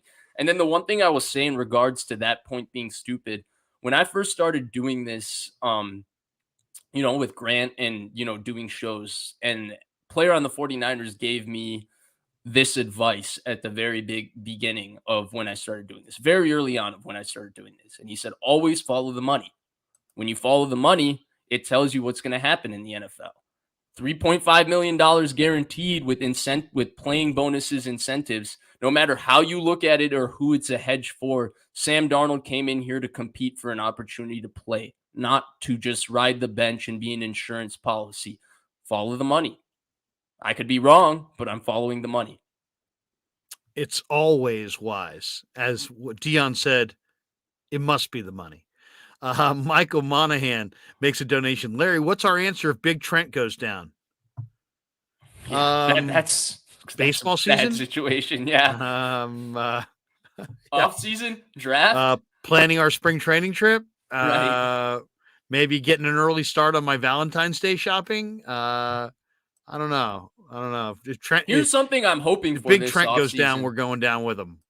Here's something I'm hoping for this offseason in regards to this topic. The Texans don't move Laramie Tunsil.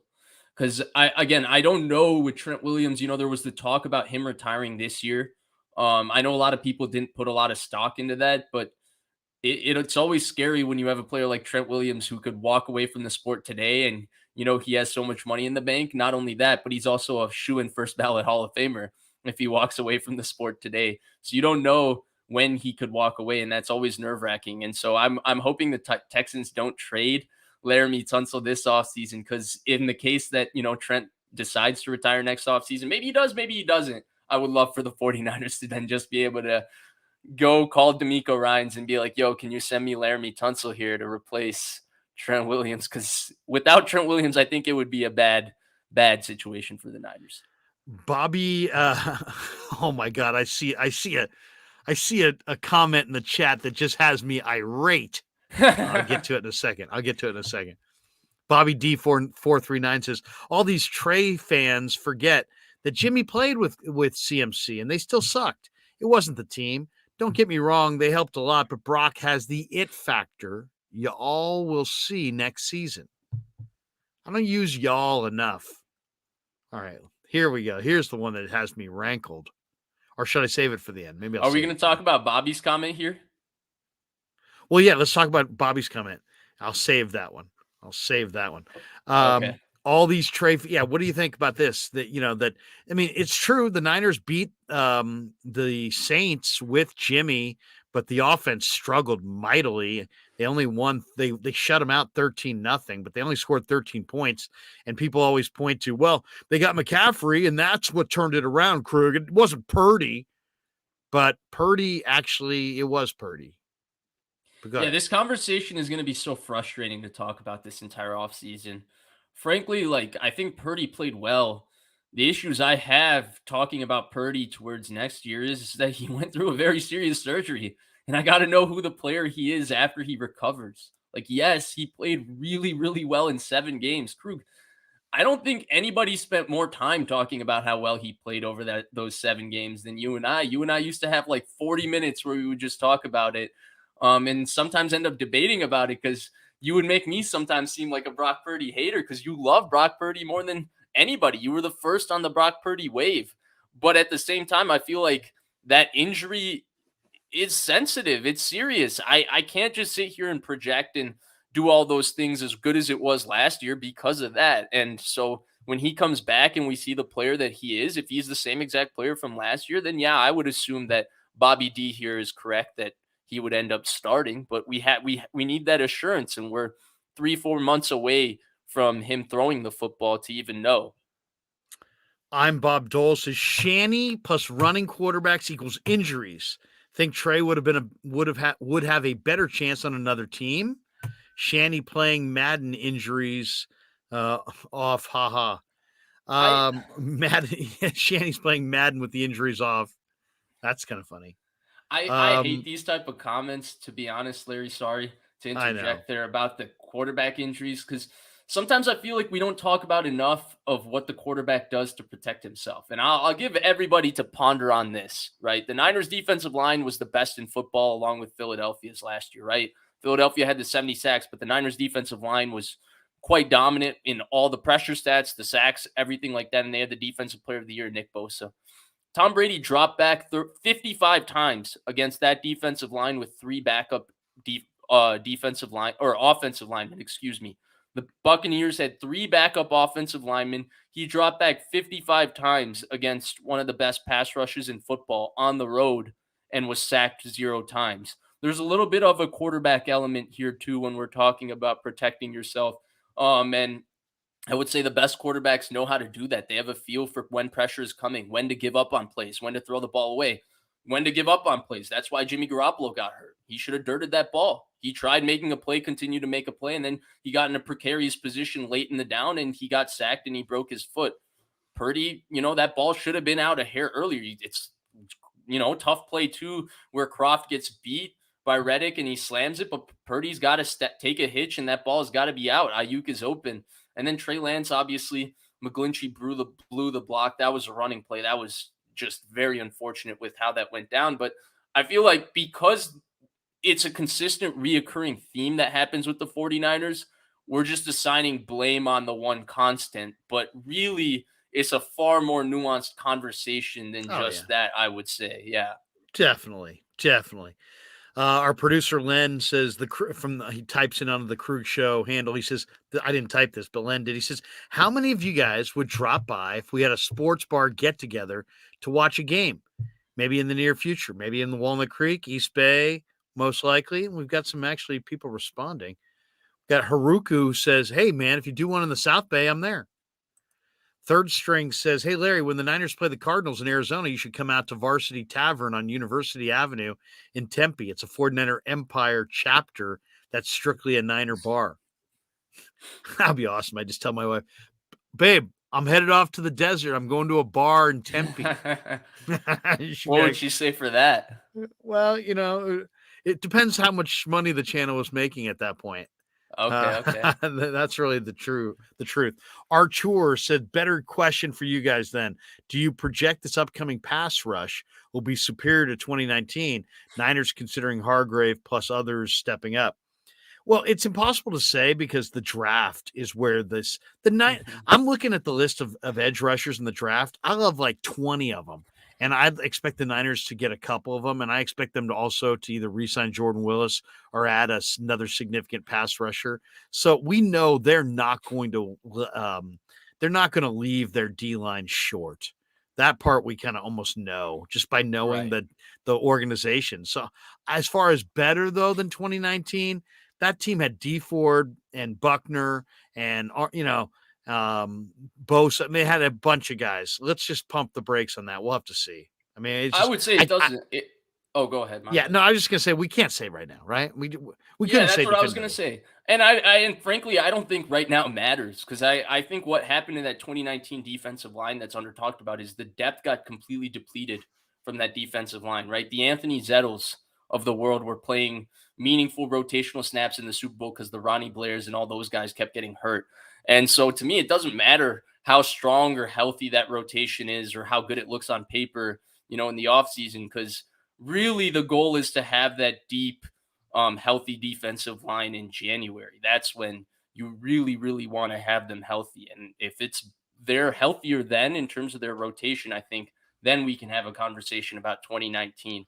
Also, like you said, at this point on paper, 2019, when you put D Ford, Armstead, a rookie Nick Bosa, and DeForest Buckner on paper, it's pretty special for a front four. I mean, it's hard to describe. Now that I've starred this, how do I find my star? I got to go. Oh, you just got to toggle. So you see live like right above the chat. You just toggle Yeah. and click on starred right Oh, next to starred. it. Look at Yeah, that. there you go. Hey, there's real growth here.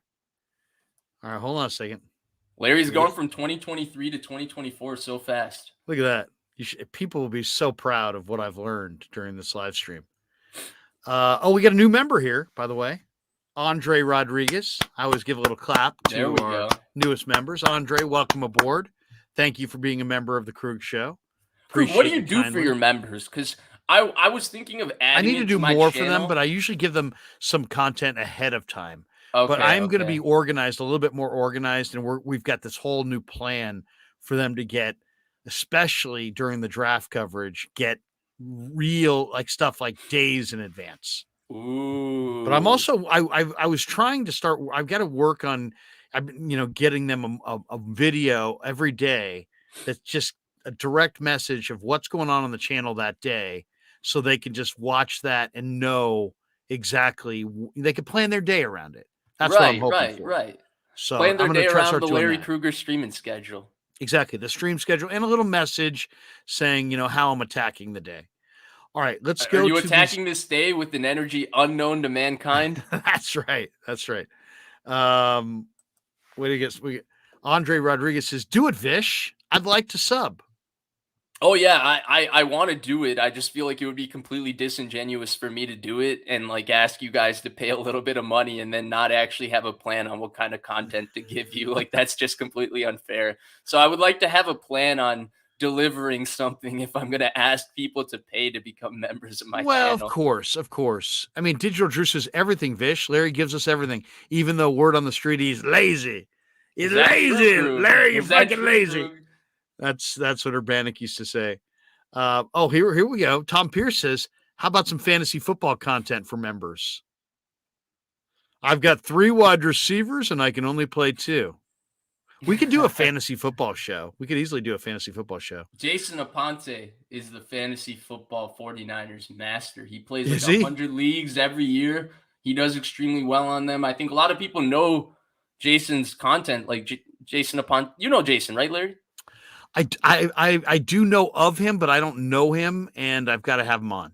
All right, yeah. So yeah, big name, obviously within the Niners, content community, if you would want to refer to it that way. But yeah, he's the fantasy football master. All right, I said we were going to go. We are now an hour and 22 minutes into our live stream. I don't want to go past 90 minutes, so that means I want to get out of here in the next 8 minutes. So we do have 3 starred questions that I will throw Vish right now in order. One comes from Marcus Harris. He says, take a swing at Yannick Ngakoue. He's talking about Ngakoue from Maryland, who beat West Virginia today in the first round of the tournament. They came from behind. Go Terps. Yeah, I would love for them to sign Yannick. I've talked about Yannick, I think, multiple different off seasons now. Would you I've always been a fan of the player. Would you rather extend for him or CJ Gardner-Johnson?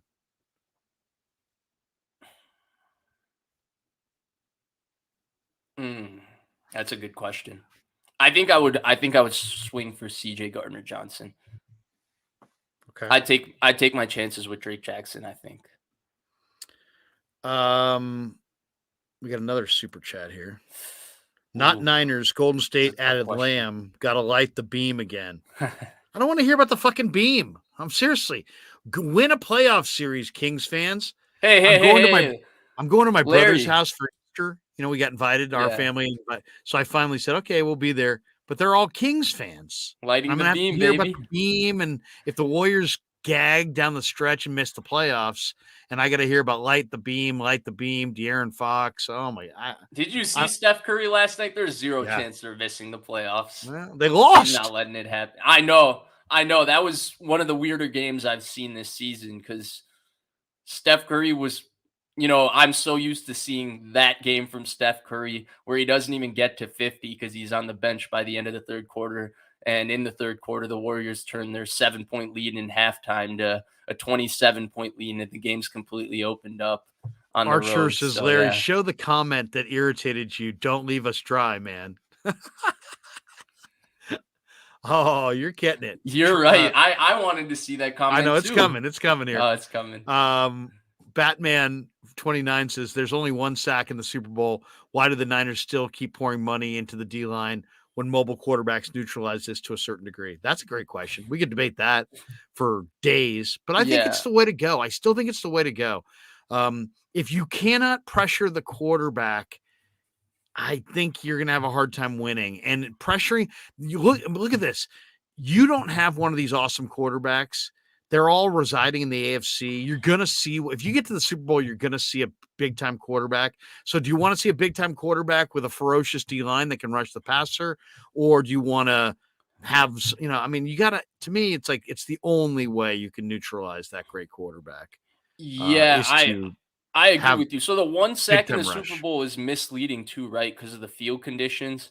Really, really hurt the get off for all the edge players.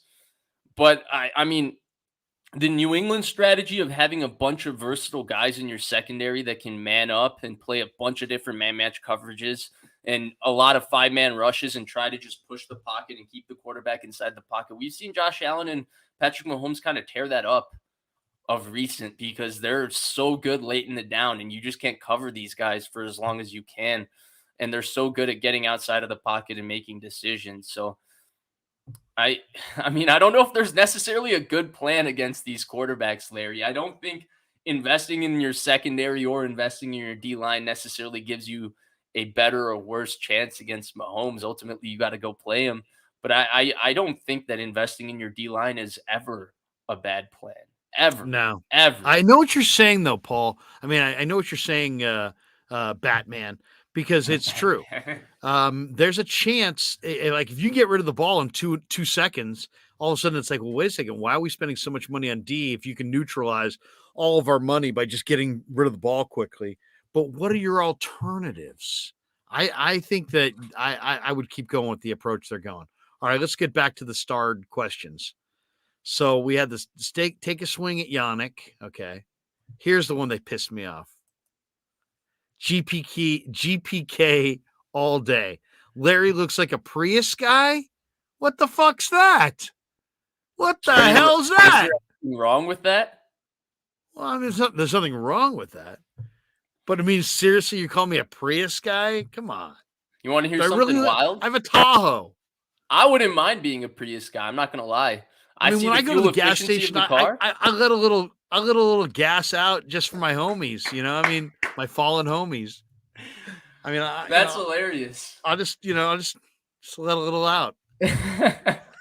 So I wouldn't mind being a Prius guy, to be honest. The fuel efficiency on that puppy, I don't care what you say. For me, the most important thing of the car is just the safety and the transportation. If it can get me there, it gets me there. I don't care. I'd rather drive a Leaf. You know what looked really cool was did you see the Super Bowl commercial of that pickup truck? I think it was a Chevy truck. It was like navy blue. It had tinted windows. It had the dual cabin or dual seats, and it was 100% battery. Did you see that? No, I don't think so. I looked it up. It was like $110,000. Now, if I can, I'll go battery car, but $110,000 and a Prius. I think the Prius just looks so. I don't know. A lot of people are calling me a Toyota and Prius guy. Actually, I'm a little bit better. I'm a Honda Civic guy. I drive. I'm definitely a Honda Civic guy. I'll say this: I own a Honda. It's the only car that I've ever had that's never broken down. Really? I mean, the Honda's got to be easily the most consistent car ever created. I mean, I will say this. The one thing about my Civic, great car. I love that thing to death. But I got to drive about an hour, 10 minutes to my parents' house. I usually go at least like one time during the weekend, just to, spend some time with family, get some food from mom so I can come back here and, have it. But I get into the left lane of the highway, Larry. And I promise I'm going to get to 85, 90 eventually. It just takes a couple minutes. I press down fully on that Civic and it goes from 50 to 51. No, I'm over exaggerating a little bit, but the acceleration is not too great, but that's okay. It's 0 to 60 in 7 minutes. Right. 8089 Niner, not a Kings fan, but they keep winning. All right. I guess I shouldn't hate on them. They've been crappy forever. Light the beam. Light the beam. Light the freaking beam. All right. Giants Niner fan. Amen, Larry. 178,000 still going strong. Just a new battery. Yeah, seriously. The Honda, I got a Honda CRV. I'm like, I'm just going to drive it till it dies. I got tired of it before it died. I mean, I literally traded it in. It had never broken down. I just was tired of driving it. I mean, who does that? How fast do you go through cars, Krug? Well, it depends. It depends. I've got my Tahoe that I bought my wife like 20 years ago. Okay, impressive. So I mean, it's got like 200,000 miles on it. I have I drive a Buick Encore just like to commute around because it's California. In certain cities, I was working in the city, certain neighborhoods you can't park. You can't park at all. So, one last super chat. Vish, you the man. All love, dog. You too, Krueg. I Thanks, appreciate that. Thank you, Austin Rodriguez. Anytime somebody calls you dog with a DAWG, you're good. All right. Makes you we feel got this better, one. doesn't it? Like, I'm that Yeah. dog. Yeah. I'm glad I'm your dog. All right, here we go. Couple draft questions. Great 1765. DJ Johnson, defensive end from Oregon in the draft. It's a great defensive end class. His workout numbers in Indy were awesome. So I would say that. And then we have this one who I think Antonio Sosa, I think, is one of my new favorite chatters. Antonio's got lots of I didn't great know you comments. picked favorites, Krug. Well, I do. Now you know. No. I like Antonio because he's got several good ideas. And he says, Larry, I watched film on Jahmyr Gibbs. Oh, my God. He would fit perfectly in the zone blocking scheme with his speed. I will say this. They have McCaffrey. We all like Elijah Mitchell. I want to see more of JP Mason. I don't even think negatively about TDP. I like TDP. But if the Niners get to their pick in the third round and Jahmyr Gibbs is on the board, I'm not passing on Jahmyr Gibbs. Would you trade up for him? I would. A little third round trade up. Jahmyr TDP, Gibbs is a style? star. He's a star. And he's dynamic. And I just don't think that you can lose if you're a team in your Super Bowl window and you got 11 picks and you're already pretty stacked and you don't really have obvious needs. Jahmyr Gibbs would be a great ad. That would be an absolute. I mean, he's dynamic. I mean, you dump it off to. He would make Trey Lance so dangerous. All of a sudden, Trey rolls right and he just dumps it off to Jahmyr Gibbs running left. Oh my God! Good luck defending that. So I love me some Jahmyr Gibbs. I would take him in a heartbeat. He can be here. Be a play for me. I have not studied Jahmyr Gibbs specifically, but obviously I've seen enough of him while watching Bryce Young. He just flashes. And I'm actually with you, Krug, on this completely. I would take him. He's a game changer. And not only it's not only that, Krug. Game changer. That's the best way to say it. He's a game changer. His speed, right? His speed and ability with the ball in his hands is a game changer. But also, I feel like, look, you have a potential out on Christian McCaffrey after next year. He's 27 years old. At this point, the draft capital that you lost on Christian McCaffrey isn't a lot. With running backs, you never know, right? 27, 28, 29, that's when you never know what's going to end up happening. And now Jahmyr Gibbs will give you the ultimate kind of pivot point off of Christian McCaffrey if you have to. Or if you don't, you just have, two explosive runners in him and Elijah Mitchell paired with the most well-rounded running back in the sport in Christian McCaffrey, and also paired with Ty Davis Price, who has a lot of talent, and I really still like his talent. Now, I'm trying to be a little less high on Ty Davis Price because I went through this last year with Trey Sermon when I just kept saying that I still believe in the talent of the player, and then he ultimately ended up being released before the season. So real good take on that one, Vish.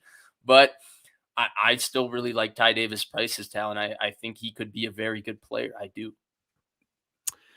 Let's finish with the last question of the night. I said we were going 90 minutes. We're already 94 minutes, but we'll finish with this one. we haven't talked at all about the signing of Isaiah Oliver. And I think it's kind of an interesting move. He played with the Atlanta Falcons. He played 238 of his 331 snaps this year as a slot corner. Pro Football Focus Vish ranked him sixth best in the NFL as a run defender among all cornerbacks. He did tear his ACL in 2021. I hadn't realized that. But I see him competing with Sammy Womack for the starting slot job. Second round pick out of Colorado. He gave up 57% completion percentage this year in 12 games. Defense 6 passes, had 1 pick, 3 tackles for loss. It's a good-sized corner. What do you think of Isaiah Oliver? He's the new slot corner addition. Do you like him? Yeah, so I've seen the numbers on him, and the numbers look pretty good, right? And I remember coming out of Colorado, he was a pretty good player. I know he had a very rough start in Atlanta, but unfortunately, Krug, I wasn't able to get to watching any of him before the show. So I don't know, other than just the numbers and the PFF grades and all of that, I don't actually know how well he's played. In the brief, whatever I caught the Falcons this year, he didn't do that much besides having a pick in the Niners game, which was kind of an up for grabs play from Jimmy Garoppolo, where he just threw a pop fly, and he did a nice job tracking and going up and getting the ball out of the air. Credit to him there. I wonder about his tackling, playing in the slot for the 49ers, right? The Niners, when they go to nickel, and they'll match 11 personnel with nickel all the time, right? And when you're playing a lot of these Sean McVay style 11 personnel teams that run Y zone out of 11 personnel, you have to have your nickel as part of the fit. It's just what happens. And Jimmy Ward did it at a high level. K'Wan Williams did it at a very high level. But your nickel has to be able to account for a gap in the run game at certain times. And they have to be able to replace. They have to be able to crack. Do all these little subtle things. I don't know if Isaiah Oliver can do those things, Larry. I haven't seen it. Perhaps he can. Perhaps he can. I'm not going to make a comment there. The one question I do have, you said he's going to compete with Sam Womack. And I think so. I would probably agree with that.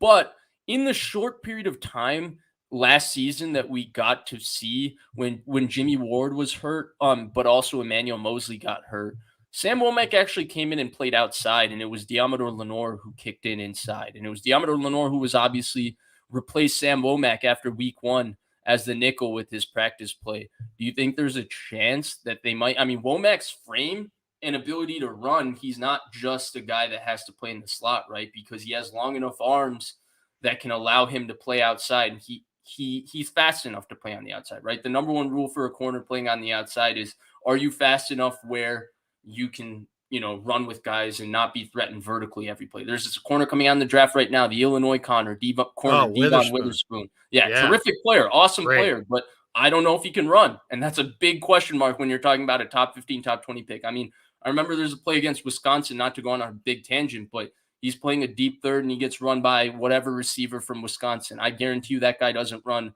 a 4.3 or a 4.4. That's scary when you're talking about a top 15, top 20 corner. And so Womack does have the physical ability to play outside. So I do have that question. I think you're ultimately right because they drafted Womack with the plan of him being the future slot player. But because of that midseason, I wonder if it's maybe Lenore who kicks inside ultimately. Well, it's. I think the reason that you saw Lenore go inside and not Womack is it's harder to play inside. You get the two-way break. You can get picked off. You need to be more physical. I think Womack has the ability long-term to be a nice nickel player, but I think Womack's going to be one of their most improved players this year. He's got the skills to break on the ball and take one back.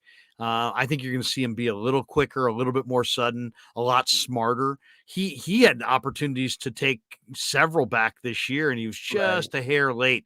Next year, he's going to make a huge impact. But I like Womack on the outside. I really do. I like Womack on the outside. I think Oliver is going to play on the inside. I'd like Womack as like the third corner on the outside. Maybe your starting corners are Oliver, Lenore, and Charvarius. Are you confident of Oliver in the run game? I haven't seen, so I'm asking. Yeah. Oh, yeah. I like him. He's a big-bodied guy. We got some interesting names here in the chat. Marcellus says Darius Rush, South Carolina. I love Darius Rush. But yeah, he's got long arms, physical player. I like Oliver. I think he can be picked on if you have deep speed, but in the slot, I think he could be a nice fit. And I think that's Larry, what have you they seen got him. Christian Gonzalez yet? Yes, I love him from Wow. Oregon. Yeah, Yeah. tremendous, It's a tremendous top player. 10 pick at corner. First round pick for sure. Yeah, I think that's a top 10 corner. When you're that fluid, he's such a long linear athlete, right? So you he's expect big those time. guys to be so straight line-ish. And this guy flips his hips and runs like he moves like a 5'10" Jair Alexander or Marshawn Lattimore. Perhaps not that fluid in his ability to transition, but I that's a top 10 corner athlete. Like when we're talking about elite traits, right? With Cleveland Furl drafting people in the top 10. Bill Parcells used to say that, right? First 15 picks, you always draft a prototype player. Whatever you write on the board, that if we want a corner, these are his physical requirements. You always, in the top 15, you always take a prototype player, unless the player is so exceptional. Devonta Smith, for example, that you skip prototype a little bit and you do that. And so, Christian Gonzalez is prototype to the T at corner. He's tall, he's long, he moves. I'll tell you one of the fast. things I'm having a hard time with in the draft is one of my favorite players is Michael Mayer from Notre Dame, and then I watched him at the combine. And he wasn't very impressive. He didn't run well. He ran. George Kittle ran 4.5. Right. Michael Mayer ran 4.7. Michael Mayer also didn't. His agility wasn't great. His 3-cone wasn't great. His 10-yard split wasn't great. So I'm going to ignore all that and still want him anyway. But I don't think this idea that he was going to go top 10, forget that. He's probably going to go 20 to 40. Didn't Hawkinson run 4.7 and he went, what, 8th? I believe so. So, I mean, there is some precedent there, I guess. And the one thing I would say, Larry, I haven't touched on any of the tight ends, is I do know the class is good. I mean, you watched any Utah game last year, Dalton Kincaid got caught like 85 passes in that game, and some of them were pretty contested because that quarterback, forgot his name, the one with the long hair, sucks. You're muted, Larry. Cam Rising. There, that's the name. Yeah, he stinks. Rising. He's horrible. Yeah. But Kincaid was awesome, but I wonder about how durable he's going to be at the next level. He's about 235, 240. And then you got Darnell Washington, who is the freakiest of freaks. Yeah. You got the 6'8" guy Kuntz. Right. Then you got the Iowa Sam tight Laporta. End. Right. He looks, does he not have some George Kittle 2.0 to him, the Iowa tight end? I don't know if I'm just saying it because he's at Iowa, but no doubt. And he's not as fast as Kittle, but Payne Durham's a hell of a receiver for Purdue. Yeah. You got to check out Payne Durham. Tom Jansen, one last one to make Niner fans feel good on the way out the door. Talk about the 49ers. He said they get a compensatory third for Mike McGlinchey. They get a compensatory 6th for Jimmy Ward. A compensatory 6th for Emmanuel Mosley. That's 3. A compensatory 7th for Hassan Ridgeway. That's 4. That's 4 picks that they get. And they also get a third round pick for losing D'Amico and another third round pick for Rand Carthon. We're talking about right now they have 6 additional picks. Mm-hmm. And their own third plus 3 more. They're going to have 4 third-round picks in next year's draft. Not this year, next year.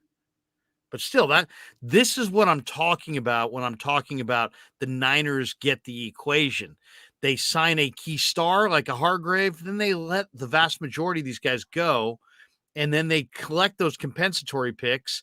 They pick these guys that don't have compensatory formula tied to them, so they still get veteran free agent replacements. Right. And then they have a deep draft class to go fill out any hole they need. To me, Parag and John are doing this as well as anybody in the league. I agree. And this to me is a organizational thing because they were doing this with Balky too, right? Like letting Mike Upati walk and then drafting Brandon Thomas with the compensatory pick. It didn't work out, but it's a value formula, right? It makes sense. And it's all based on numbers. It's about, and it also gives you depth.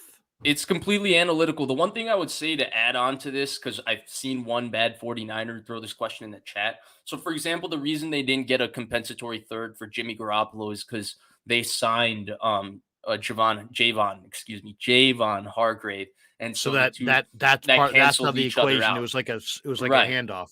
Right. This is the stuff I enjoy. This is the stuff that's more up my alley. When we get to the numbers, the math, all of that, it makes a little bit more sense. The football stuff requires a little bit more work there. Gotta grind on that stuff. But this stuff makes a little bit more sense right away to me.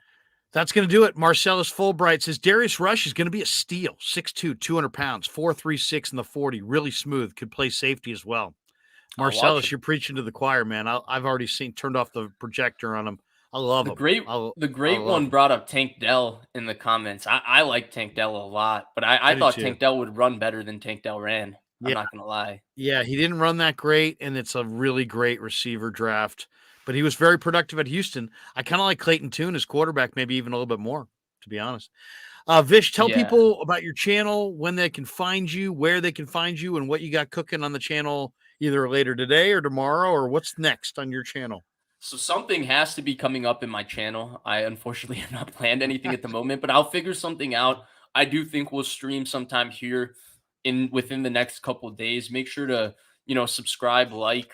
The Vish Kumaran show is what my show is called. I know, very creative name there, but there's not a lot of creativity there in my brain. So unfortunately, I couldn't do much better than that. But you can find my channel. It's the same thing right here below as my Twitter. Everything is just at Vish Kumaran. I have Krueg on every Tuesday. Usually we go 2 hours on a Tuesday, so we're cutting it a little short here on the Krueg show. Yeah. But yeah, we'll talk. Me and Krueg will talk about anything and everything. And so, yeah. So you rock, brother. And the fans love you.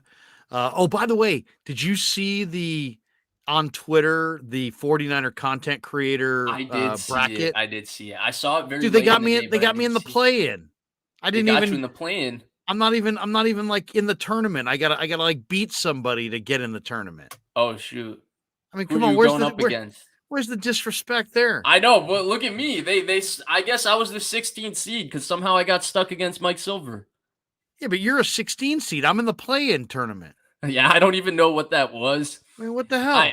What the hell's going on? Yeah, you're joking about it, but I didn't want to make a big deal about it because obviously when you do something like that, there's so many incredible content creators with the 49ers that weren't included.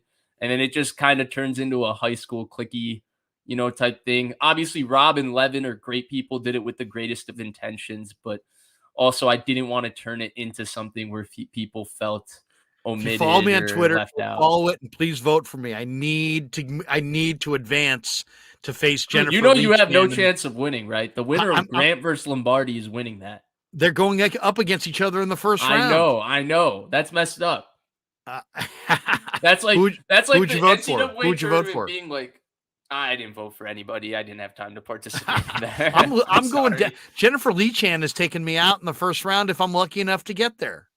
I mean, Debo did say that she irks him, so. Did he? I've never irked Debo. Do you not remember this? What's that? I've Debo never said irked it Debo. Debo on camera just randomly doing Wave wears like Jennifer's hot. I don't know, Lair. Yeah, thanks. She's a really good reporter too. Let's talk about that as well. She does a really good job at her job. Let's not objectify her. Oh, look at this one. They should have had Vish and Grant in the first round. Jeez, that would have been. Gosh, that would have. How much would I have lost by? Fish and Chips says vote Grant, not that stooge Lombardi. Come on, let's not rip Dave. Yeah, I mean they're both really, really good. I should not be in the play-in though. Come on, man. Oh, 100%. Come on. 100%, Larry. That's just disrespect.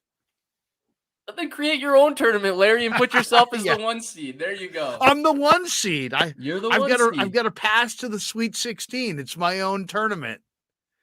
The one thing I will say about Grant and Lombardi is I think them being like attractive to different Niners fans, like I don't think they're intentionally polarizing because I think both of them just deliver authentic content. That's why they're very good at what they do. But I think the fact that they are is better for Niners fans. The fact that when the Niners are good, nothing is better than, going to The Athletic and reading David Lombardi's article where he gives you 18 different analytics why the Niners are good. And when the Niners are bad or lose a game, there's nothing better than, getting your frustration out, hearing Grant yell about Kyle Shanahan or do this one for Jimmy G. Okay, or my start favorite singing is about Fernando. my favorite is Lombardi will grade out camp practice. And Grant, my favorite Grant, is when he's like, it's March 16th and Jimmy Garoppolo is still a 49er. And that's the whole video. And it gets like thousands of views. Oh, yeah. I love that. Grant's when he does gone to a those, that's what different makes me level now. laugh. It's funny because when I started doing the show with Grant, like he was so different. Like he was so different. It's crazy. Not like as a person, he's still more or less the same person, but just in terms of like when that show started, he was at like 7K subs, and that show like exploded immediately and all of that.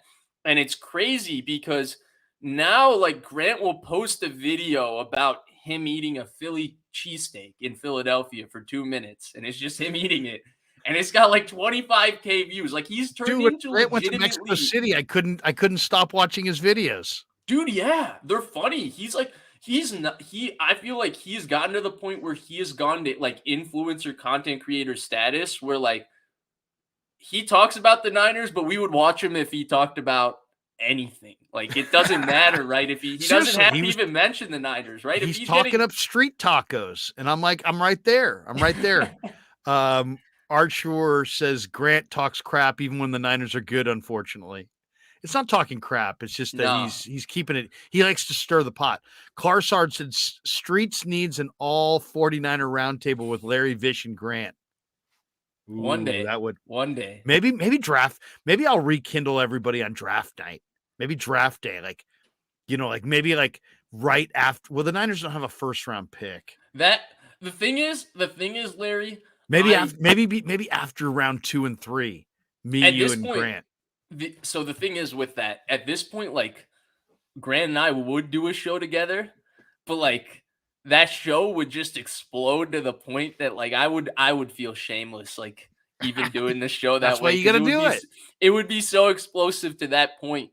And yeah, like I feel like, gosh, like I kind of also like just like the legacy. Or I don't even know if I'll call it a legacy, even though, we did a show together for 2 years. Half the time I was in a bedroom. I'm still in a bedroom, to be fair. But, half the time I had horrible lighting. Look at the improved lighting, horrible audio. And he still put up with it and did the show, right? But I feel like it just did so well that I would like to kind of just leave it there for people to go back and enjoy. It would get monster numbers. It'd be like 2,800 people in the room. Easily. Vicky Pellich says, Larry, you're lazy. What is that from? What's that? What is you lazy? Oh, my old buddy Bill Urbanek used to say to me, because I told him I work. He goes, do you work hard? I said, I work really hard. Nobody works harder.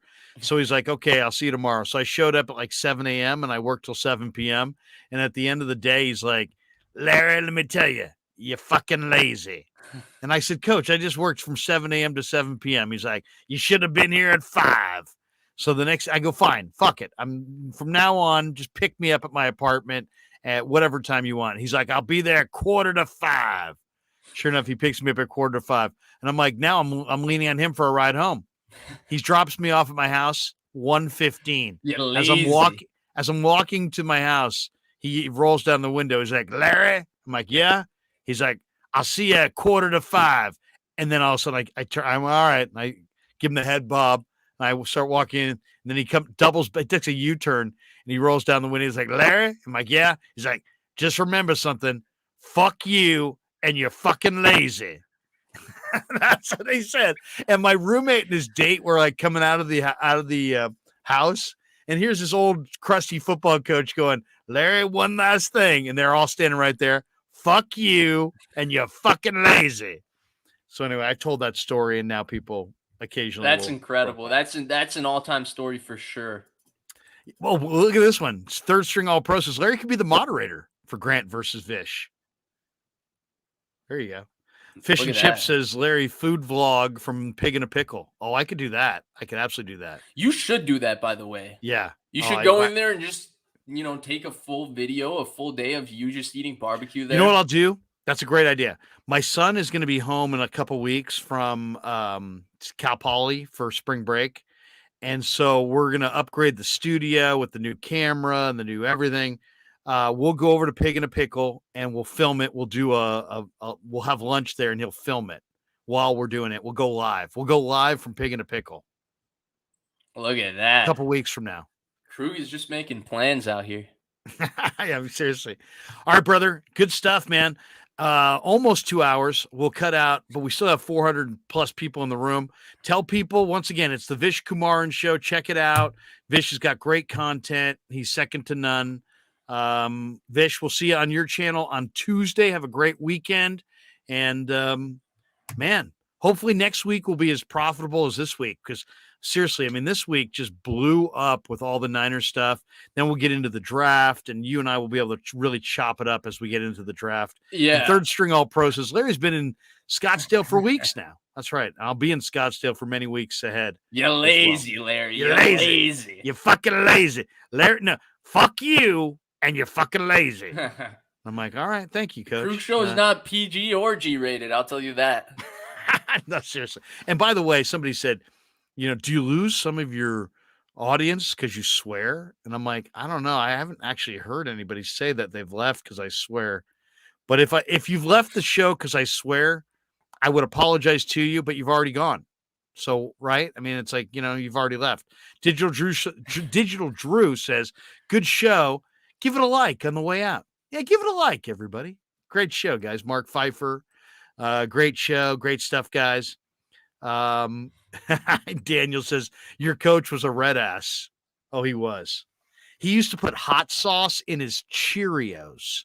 We'd be at breakfast. He's having Cheerios with milk. And he'd be like, Larry, can you pass me the Tabasco? I'm That's like, I'm looking at, I go, did you get eggs or something? You got eggs coming, coach? I'm looking over at his plate. He's like, no, I'm going with the Honey Nut Cheerios.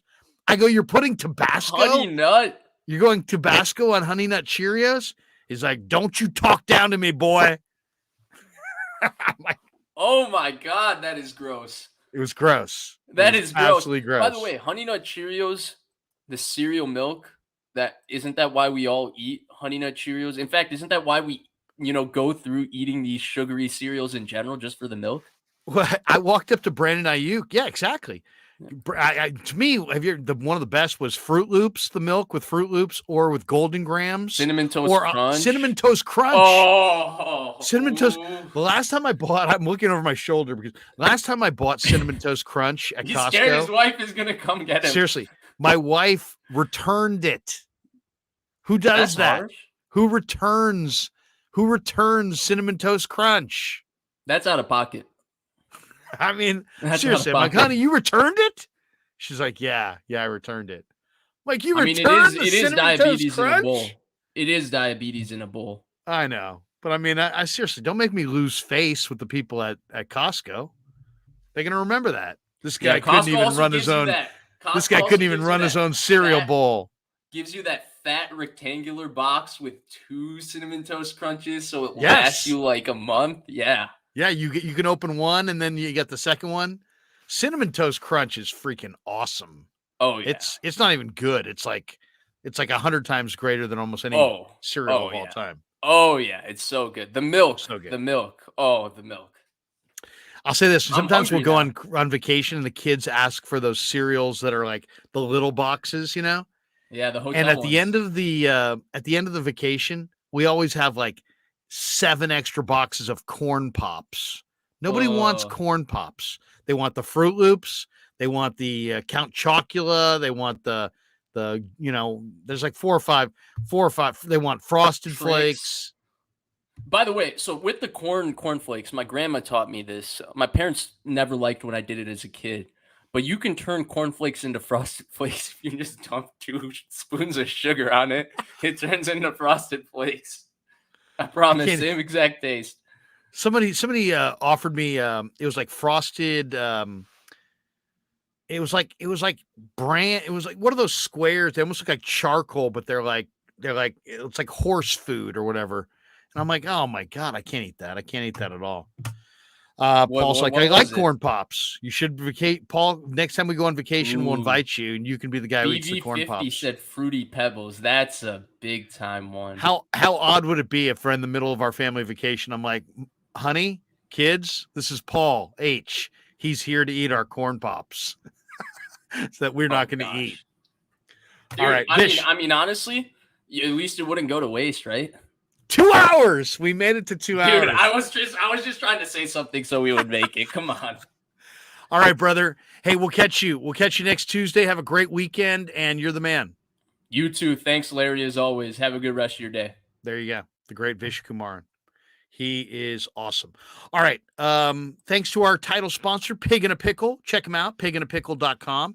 If you want to help the show, you can go to pigandapickle.com and tell the owner of the Damon and Mary that you're a big supporter of the Krueg show, and that next time you're in San Francisco, Bay Area, you'll try Pig in a Pickle. They'd love to hear from you.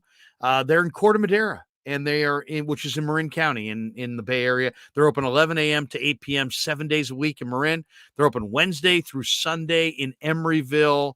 They go brisket by the pound, pulled pork by the pound, baby back ribs, barbecue chicken, house-made hot links.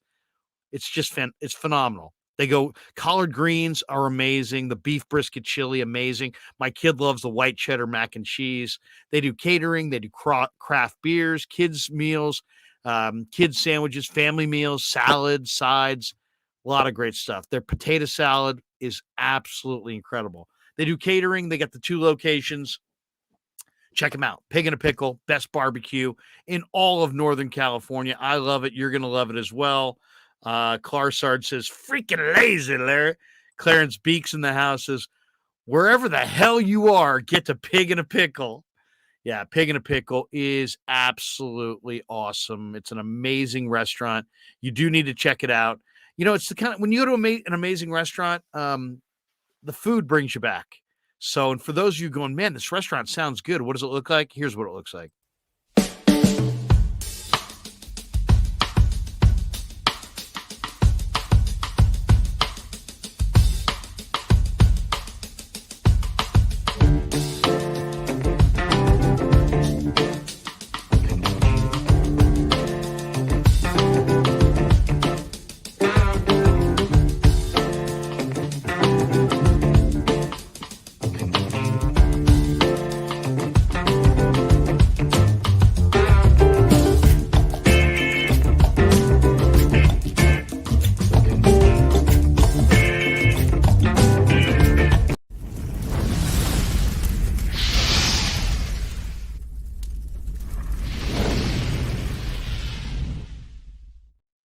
Also, thanks to Casey Bateman and the good people at telmetrics.co. That's TELMETRIX.co. If you hurt your elbow, your shoulder, you don't want to go to ER, you aren't going to go to urgent care, you want to try to help yourself, this is a great website that you can go to learn about how you can rehabilitate your own injuries. TELMETRIX, telmetrics.co, not .com, .co. And here's a little message from Telmetrics.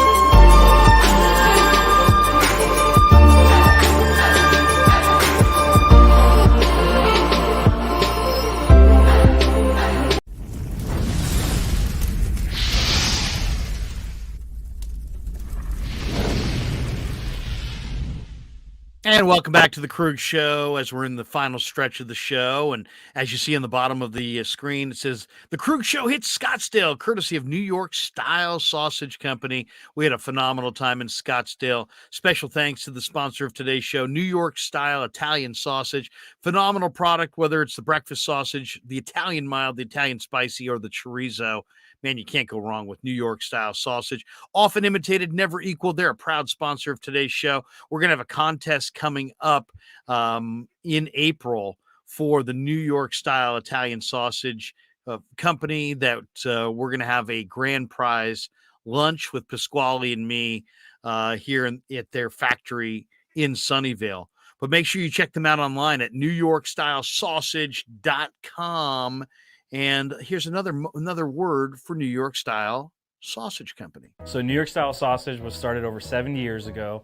We are the largest producer of fresh Italian sausage on the West Coast. What makes our sausage in New York Style is really the recipe came from back east, from New York, from Connecticut. If you look at all of our labels, there's maximum 4 or 5 ingredients, which we're really proud of. There's no preservatives, no MSG, fresh in, fresh out. The pork comes in fresh, goes out fresh. There's never any freezing throughout the process. We've always used fine quality cuts. We're never going to deter from that. It's one of the reasons why our sausage is so good. I guarantee you put our sausage up against anybody else's from a flavor standpoint, no one will beat it, hands down.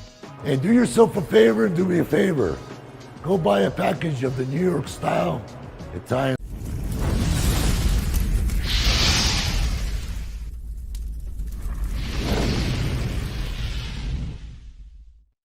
Look at me prematurely ending the New York Style Italian Sausage commercial. Sorry to them on that. But thank you to New York Style Sausage for sponsoring the show and sponsoring March, April, and May in our trip to Scottsdale, Arizona, which was absolutely phenomenal. And we thank them for it. Couple things. Let's hit the chat before we get out of here. Tom Pierce says he made some awesome chili with New York Style Sausage. Tom Pierce says $3.99 a pound for New York Style Sausage at grocery outlet. Digital Drew says, Larry, check your Twitter DMs. Might be the best way to get get you these codes. Oh, okay. Sounds good. I'll check that out. What is going on tomorrow on the show? On the channel, I should say. Well, tomorrow at 1 p.m., the great Matt Barrows is going to be in the house from the Athletic, and we're going to break down the 49ers week that was and talk about all the new moves they make in the next 24 hours, if that is indeed the case. But Matt is awesome.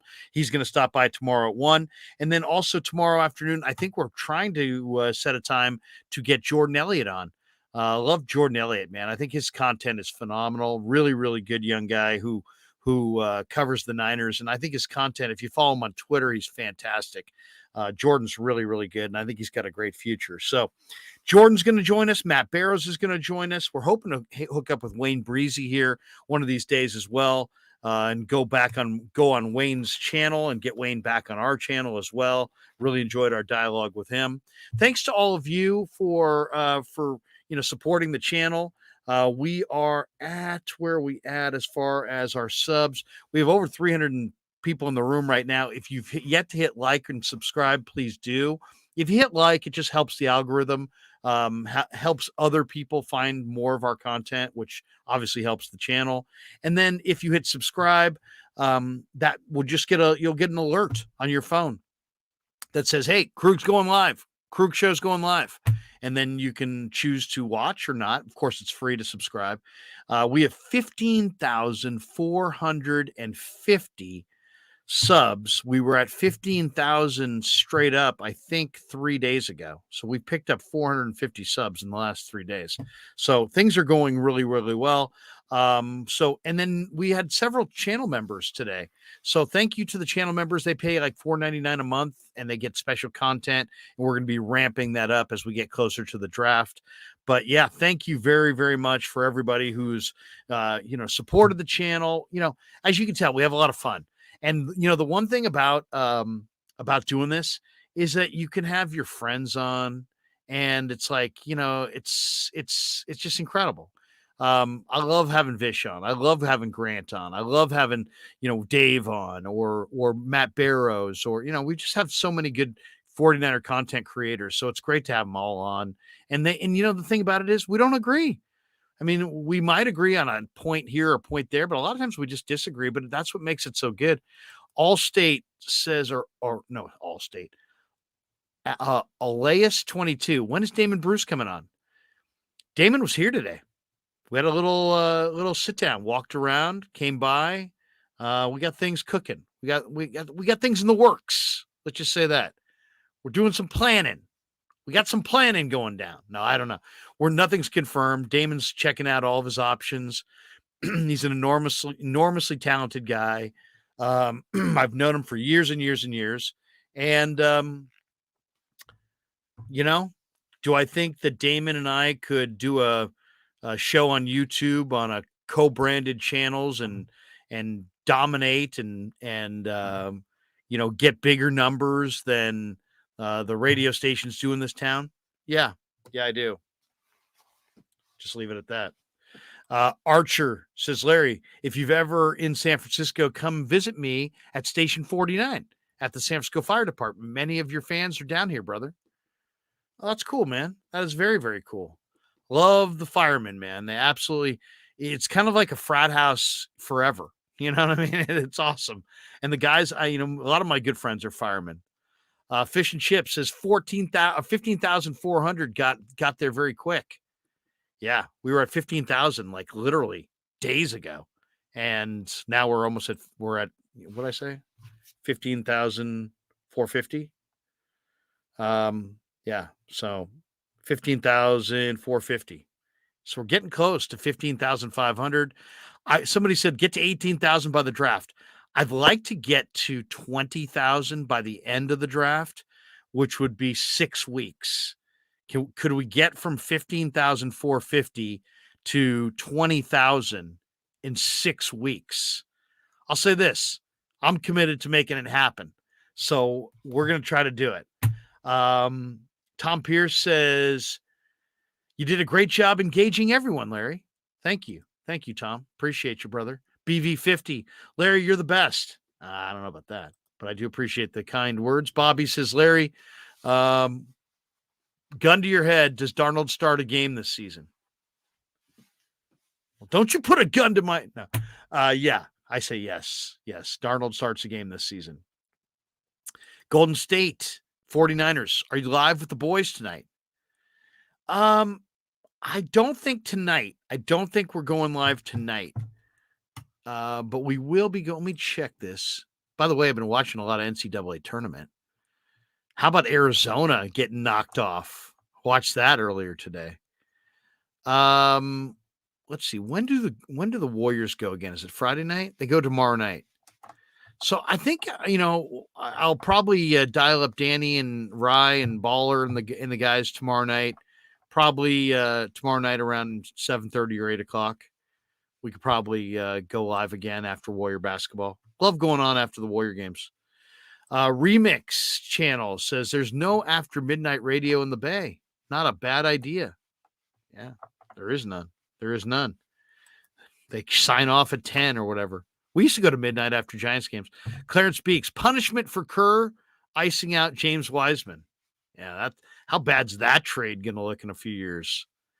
Wow. Golden State says, yeah, I was wanting to hear your guys' take on the tourney. Well, I'll say this. I have Houston winning the whole thing in Houston. So we'll see how it goes. Did St. Mary's win today? Let me double check those scores. I wanted to see, here are your winners in the tournament today. This is who won today in the tournament. Bama beat Texas A&M Corpus Christi 96-75. Houston did advance to beat Northern Kentucky by 11. Kansas knocked off Howard despite the vice president speaking to Howard 96-68. Texas rolled on. Watch out for Texas, man. They won by 20 over Colgate. UCLA won. They move on. They knocked off UNC Asheville. The game of the day was Princeton beating Arizona 59-55. The Arizona fans looked like they were going to cry. Duke beat Oral Roberts 74-51. 13-seeded Furman knocked off UVA 68-57. The UVA played horribly down the stretch in that game in Orlando. Oh my God, I couldn't believe now that was a gag. Penn State knocks off A&M 76-59. San Diego State over Charleston. So the 5 beats the 12 in that one by 6. Tennessee over Louisiana. That was Seth Davis's chic upset pick. He liked the 13-seeded Raging Cajuns to knock off the Vols. It was close, 58-55 Vols. I thought Utah State was going to beat Mizzou, and it was a close game, but 76-65 was the final. Maryland, I had Maryland beating West Virginia. They came back and won. They were down early, 67-65 Maryland. Arkansas looked good today. They beat the Illini 73-63. That Illini team's pretty good, too. Auburn knocked off Iowa 83-75. And I thought I picked Boise to beat Northwestern, but Northwestern beat them 75-67. All right. Is that a wrap pretty much on the did I just see somebody drop a chat in here? I'd never want to leave before anybody has a actual. Okay, there we go. We got this one for Billy. Surprise Corpus Christi was even in the tournament to begin with. Niner Empire says, Larry, have you been watching the WBC? Yeah, I watched a little bit of it. I definitely S&P says, Larry, love you, Larry, but the ads are too much. All right, I hear you. You got to pay the bills. What can I say? We throw them in there at the end. Bobby D439. Okay, one last one. Bold prediction for the 49ers in the upcoming season. One bold prediction. I'll give you a bold prediction. Tay Martin is going to be a player for the Niners. Go watch him on YouTube. Tay Martin, 6'3" wide receiver with tremendous ball skills. Absolutely is going to be a player next year for the Niners. This guy is going to be a red zone threat. He's got sticky hands. As I said, he's tall, long arms, productive collegiate receiver. He's going to work on his speed a little bit, needs a little bit of more suddenness. He'll get that after a year in an NFL weight room. I love him. Tay Martin is terrific player. And watch the interview I did with him late in the year. Go to my YouTube channel, check it out. They called him Big Play Tay at Oak State. Started at Wazoo, transferred to Oak State during the pandemic just because he thought he was going to not be able to play because the Pac-12 wasn't sure what they were going to do. So then he finished at Oak State, and his last game was the bowl game against Notre Dame. He was unstoppable. He had like 9 catches for like 111 yards and 3 touchdowns. I mean, guy's really, really good. And the Niners got him. Daniel Shabazz. Larry, what's your favorite Chinese restaurant in San Francisco? I'm going to type it into the chat so you guys, and I just recommended this to Damon Bruce a few months ago, and him and his wife went there, and now they're huge fans. And it's not necessarily the easiest. Okay, wait. Here we go. In the chat. Here we go. Bingo. I'll put it up on the board. Put it on the board. The Krueg Show. It's called Shulung in West Portal. West Portal is kind of an area. It's also a street name in San Francisco. The restaurant is Shulung. Xiaoloong. The owner is my boy Jeff. I'd eat there every day if I could. The pot stickers are amazing. The shrimp chive dumplings are incredible. It's far and away the best Chinese restaurant I've been to in San Francisco, and I've been to many. Niner Empire.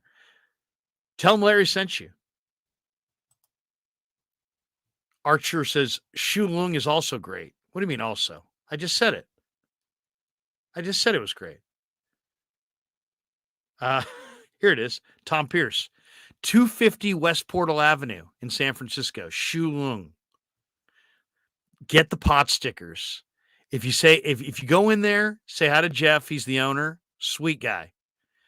Super nice guy. When when my parents were dying, this guy would deliver the Chinese food to their house, like when they would order. I mean, literally, they were in their dying days, and this guy would deliver the food to the house and have a kind word. I mean, this guy's just awesome. Guy's just an awesome guy. Jeff, owner of Shulung. But don't go there because he's an awesome guy. Go there because it is the best freaking Chinese food you're ever going to have. And it's Cantonese. So some people like Hunan. Hunan is a little spicier. It's Cantonese. So it's really, really good. The lemon chicken is amazing. The house chicken, amazing. It's really a great spot. Shulun, check it out. Bobby D. Larry, don't skip my comment. It's right below your Chinese restaurant you commented on. Where is it? Hold on. He says, we know you prefer Brock, but right now, who's better, Trey Lance or Sam Darnold? I gotta think Trey Lance. I think I'm not a Sam Darnold guy. Sam Darnold turned the ball over a ton at USC with some decent teams. So I would say Trey Lance. I think Trey Lance is going to get there. I think you're going to see a dramatically improved player. It's going to take some time, but I think he's going to get there. You got to remember this about Trey Lance. Trey Lance is everything you're looking for. Super athletic, super dedicated, super smart, super, all in. Football's important to him. He's going to get it. He just the pandemic, the FCS, the transition, the injuries. He's had bumps in the road. He's coming. I'd be very, very worried if the Niners traded him, because I really believe whoever trades him is going to look bad on the back end, because I really believe he's going to get there. It may take a year. It may take 3. And I'm not even, I hate to even say that, but I really do believe that. It may take 3 years. And the Niners may run out of patience before he fulfills his potential. But when it's all said and done, I think Trey is going to be very, very good NFL quarterback. Billy says Trey's super flimsy. Last one. Bobby D. Okay, really last one. 49ers win the Super Bowl this season. Who was the quarterback? It's Brock. It's Brock, man. Definitely Brock. But who knows how he comes back. All right, that does it for us. Hey, catch us tomorrow at 1 o'clock with Matt Barrows. Catch us tomorrow afternoon with Jordan Elliott. A lot more Niner videos. My son has put up some brand new videos today. So if you're a live stream person, you haven't checked out the videos, go check out the videos. There's some really good stuff. I think it's really good, at least. Leave a comment. Tell me what you think. Love to hear your feedback. Hit like, hit subscribe. If you want to be a channel member, please do.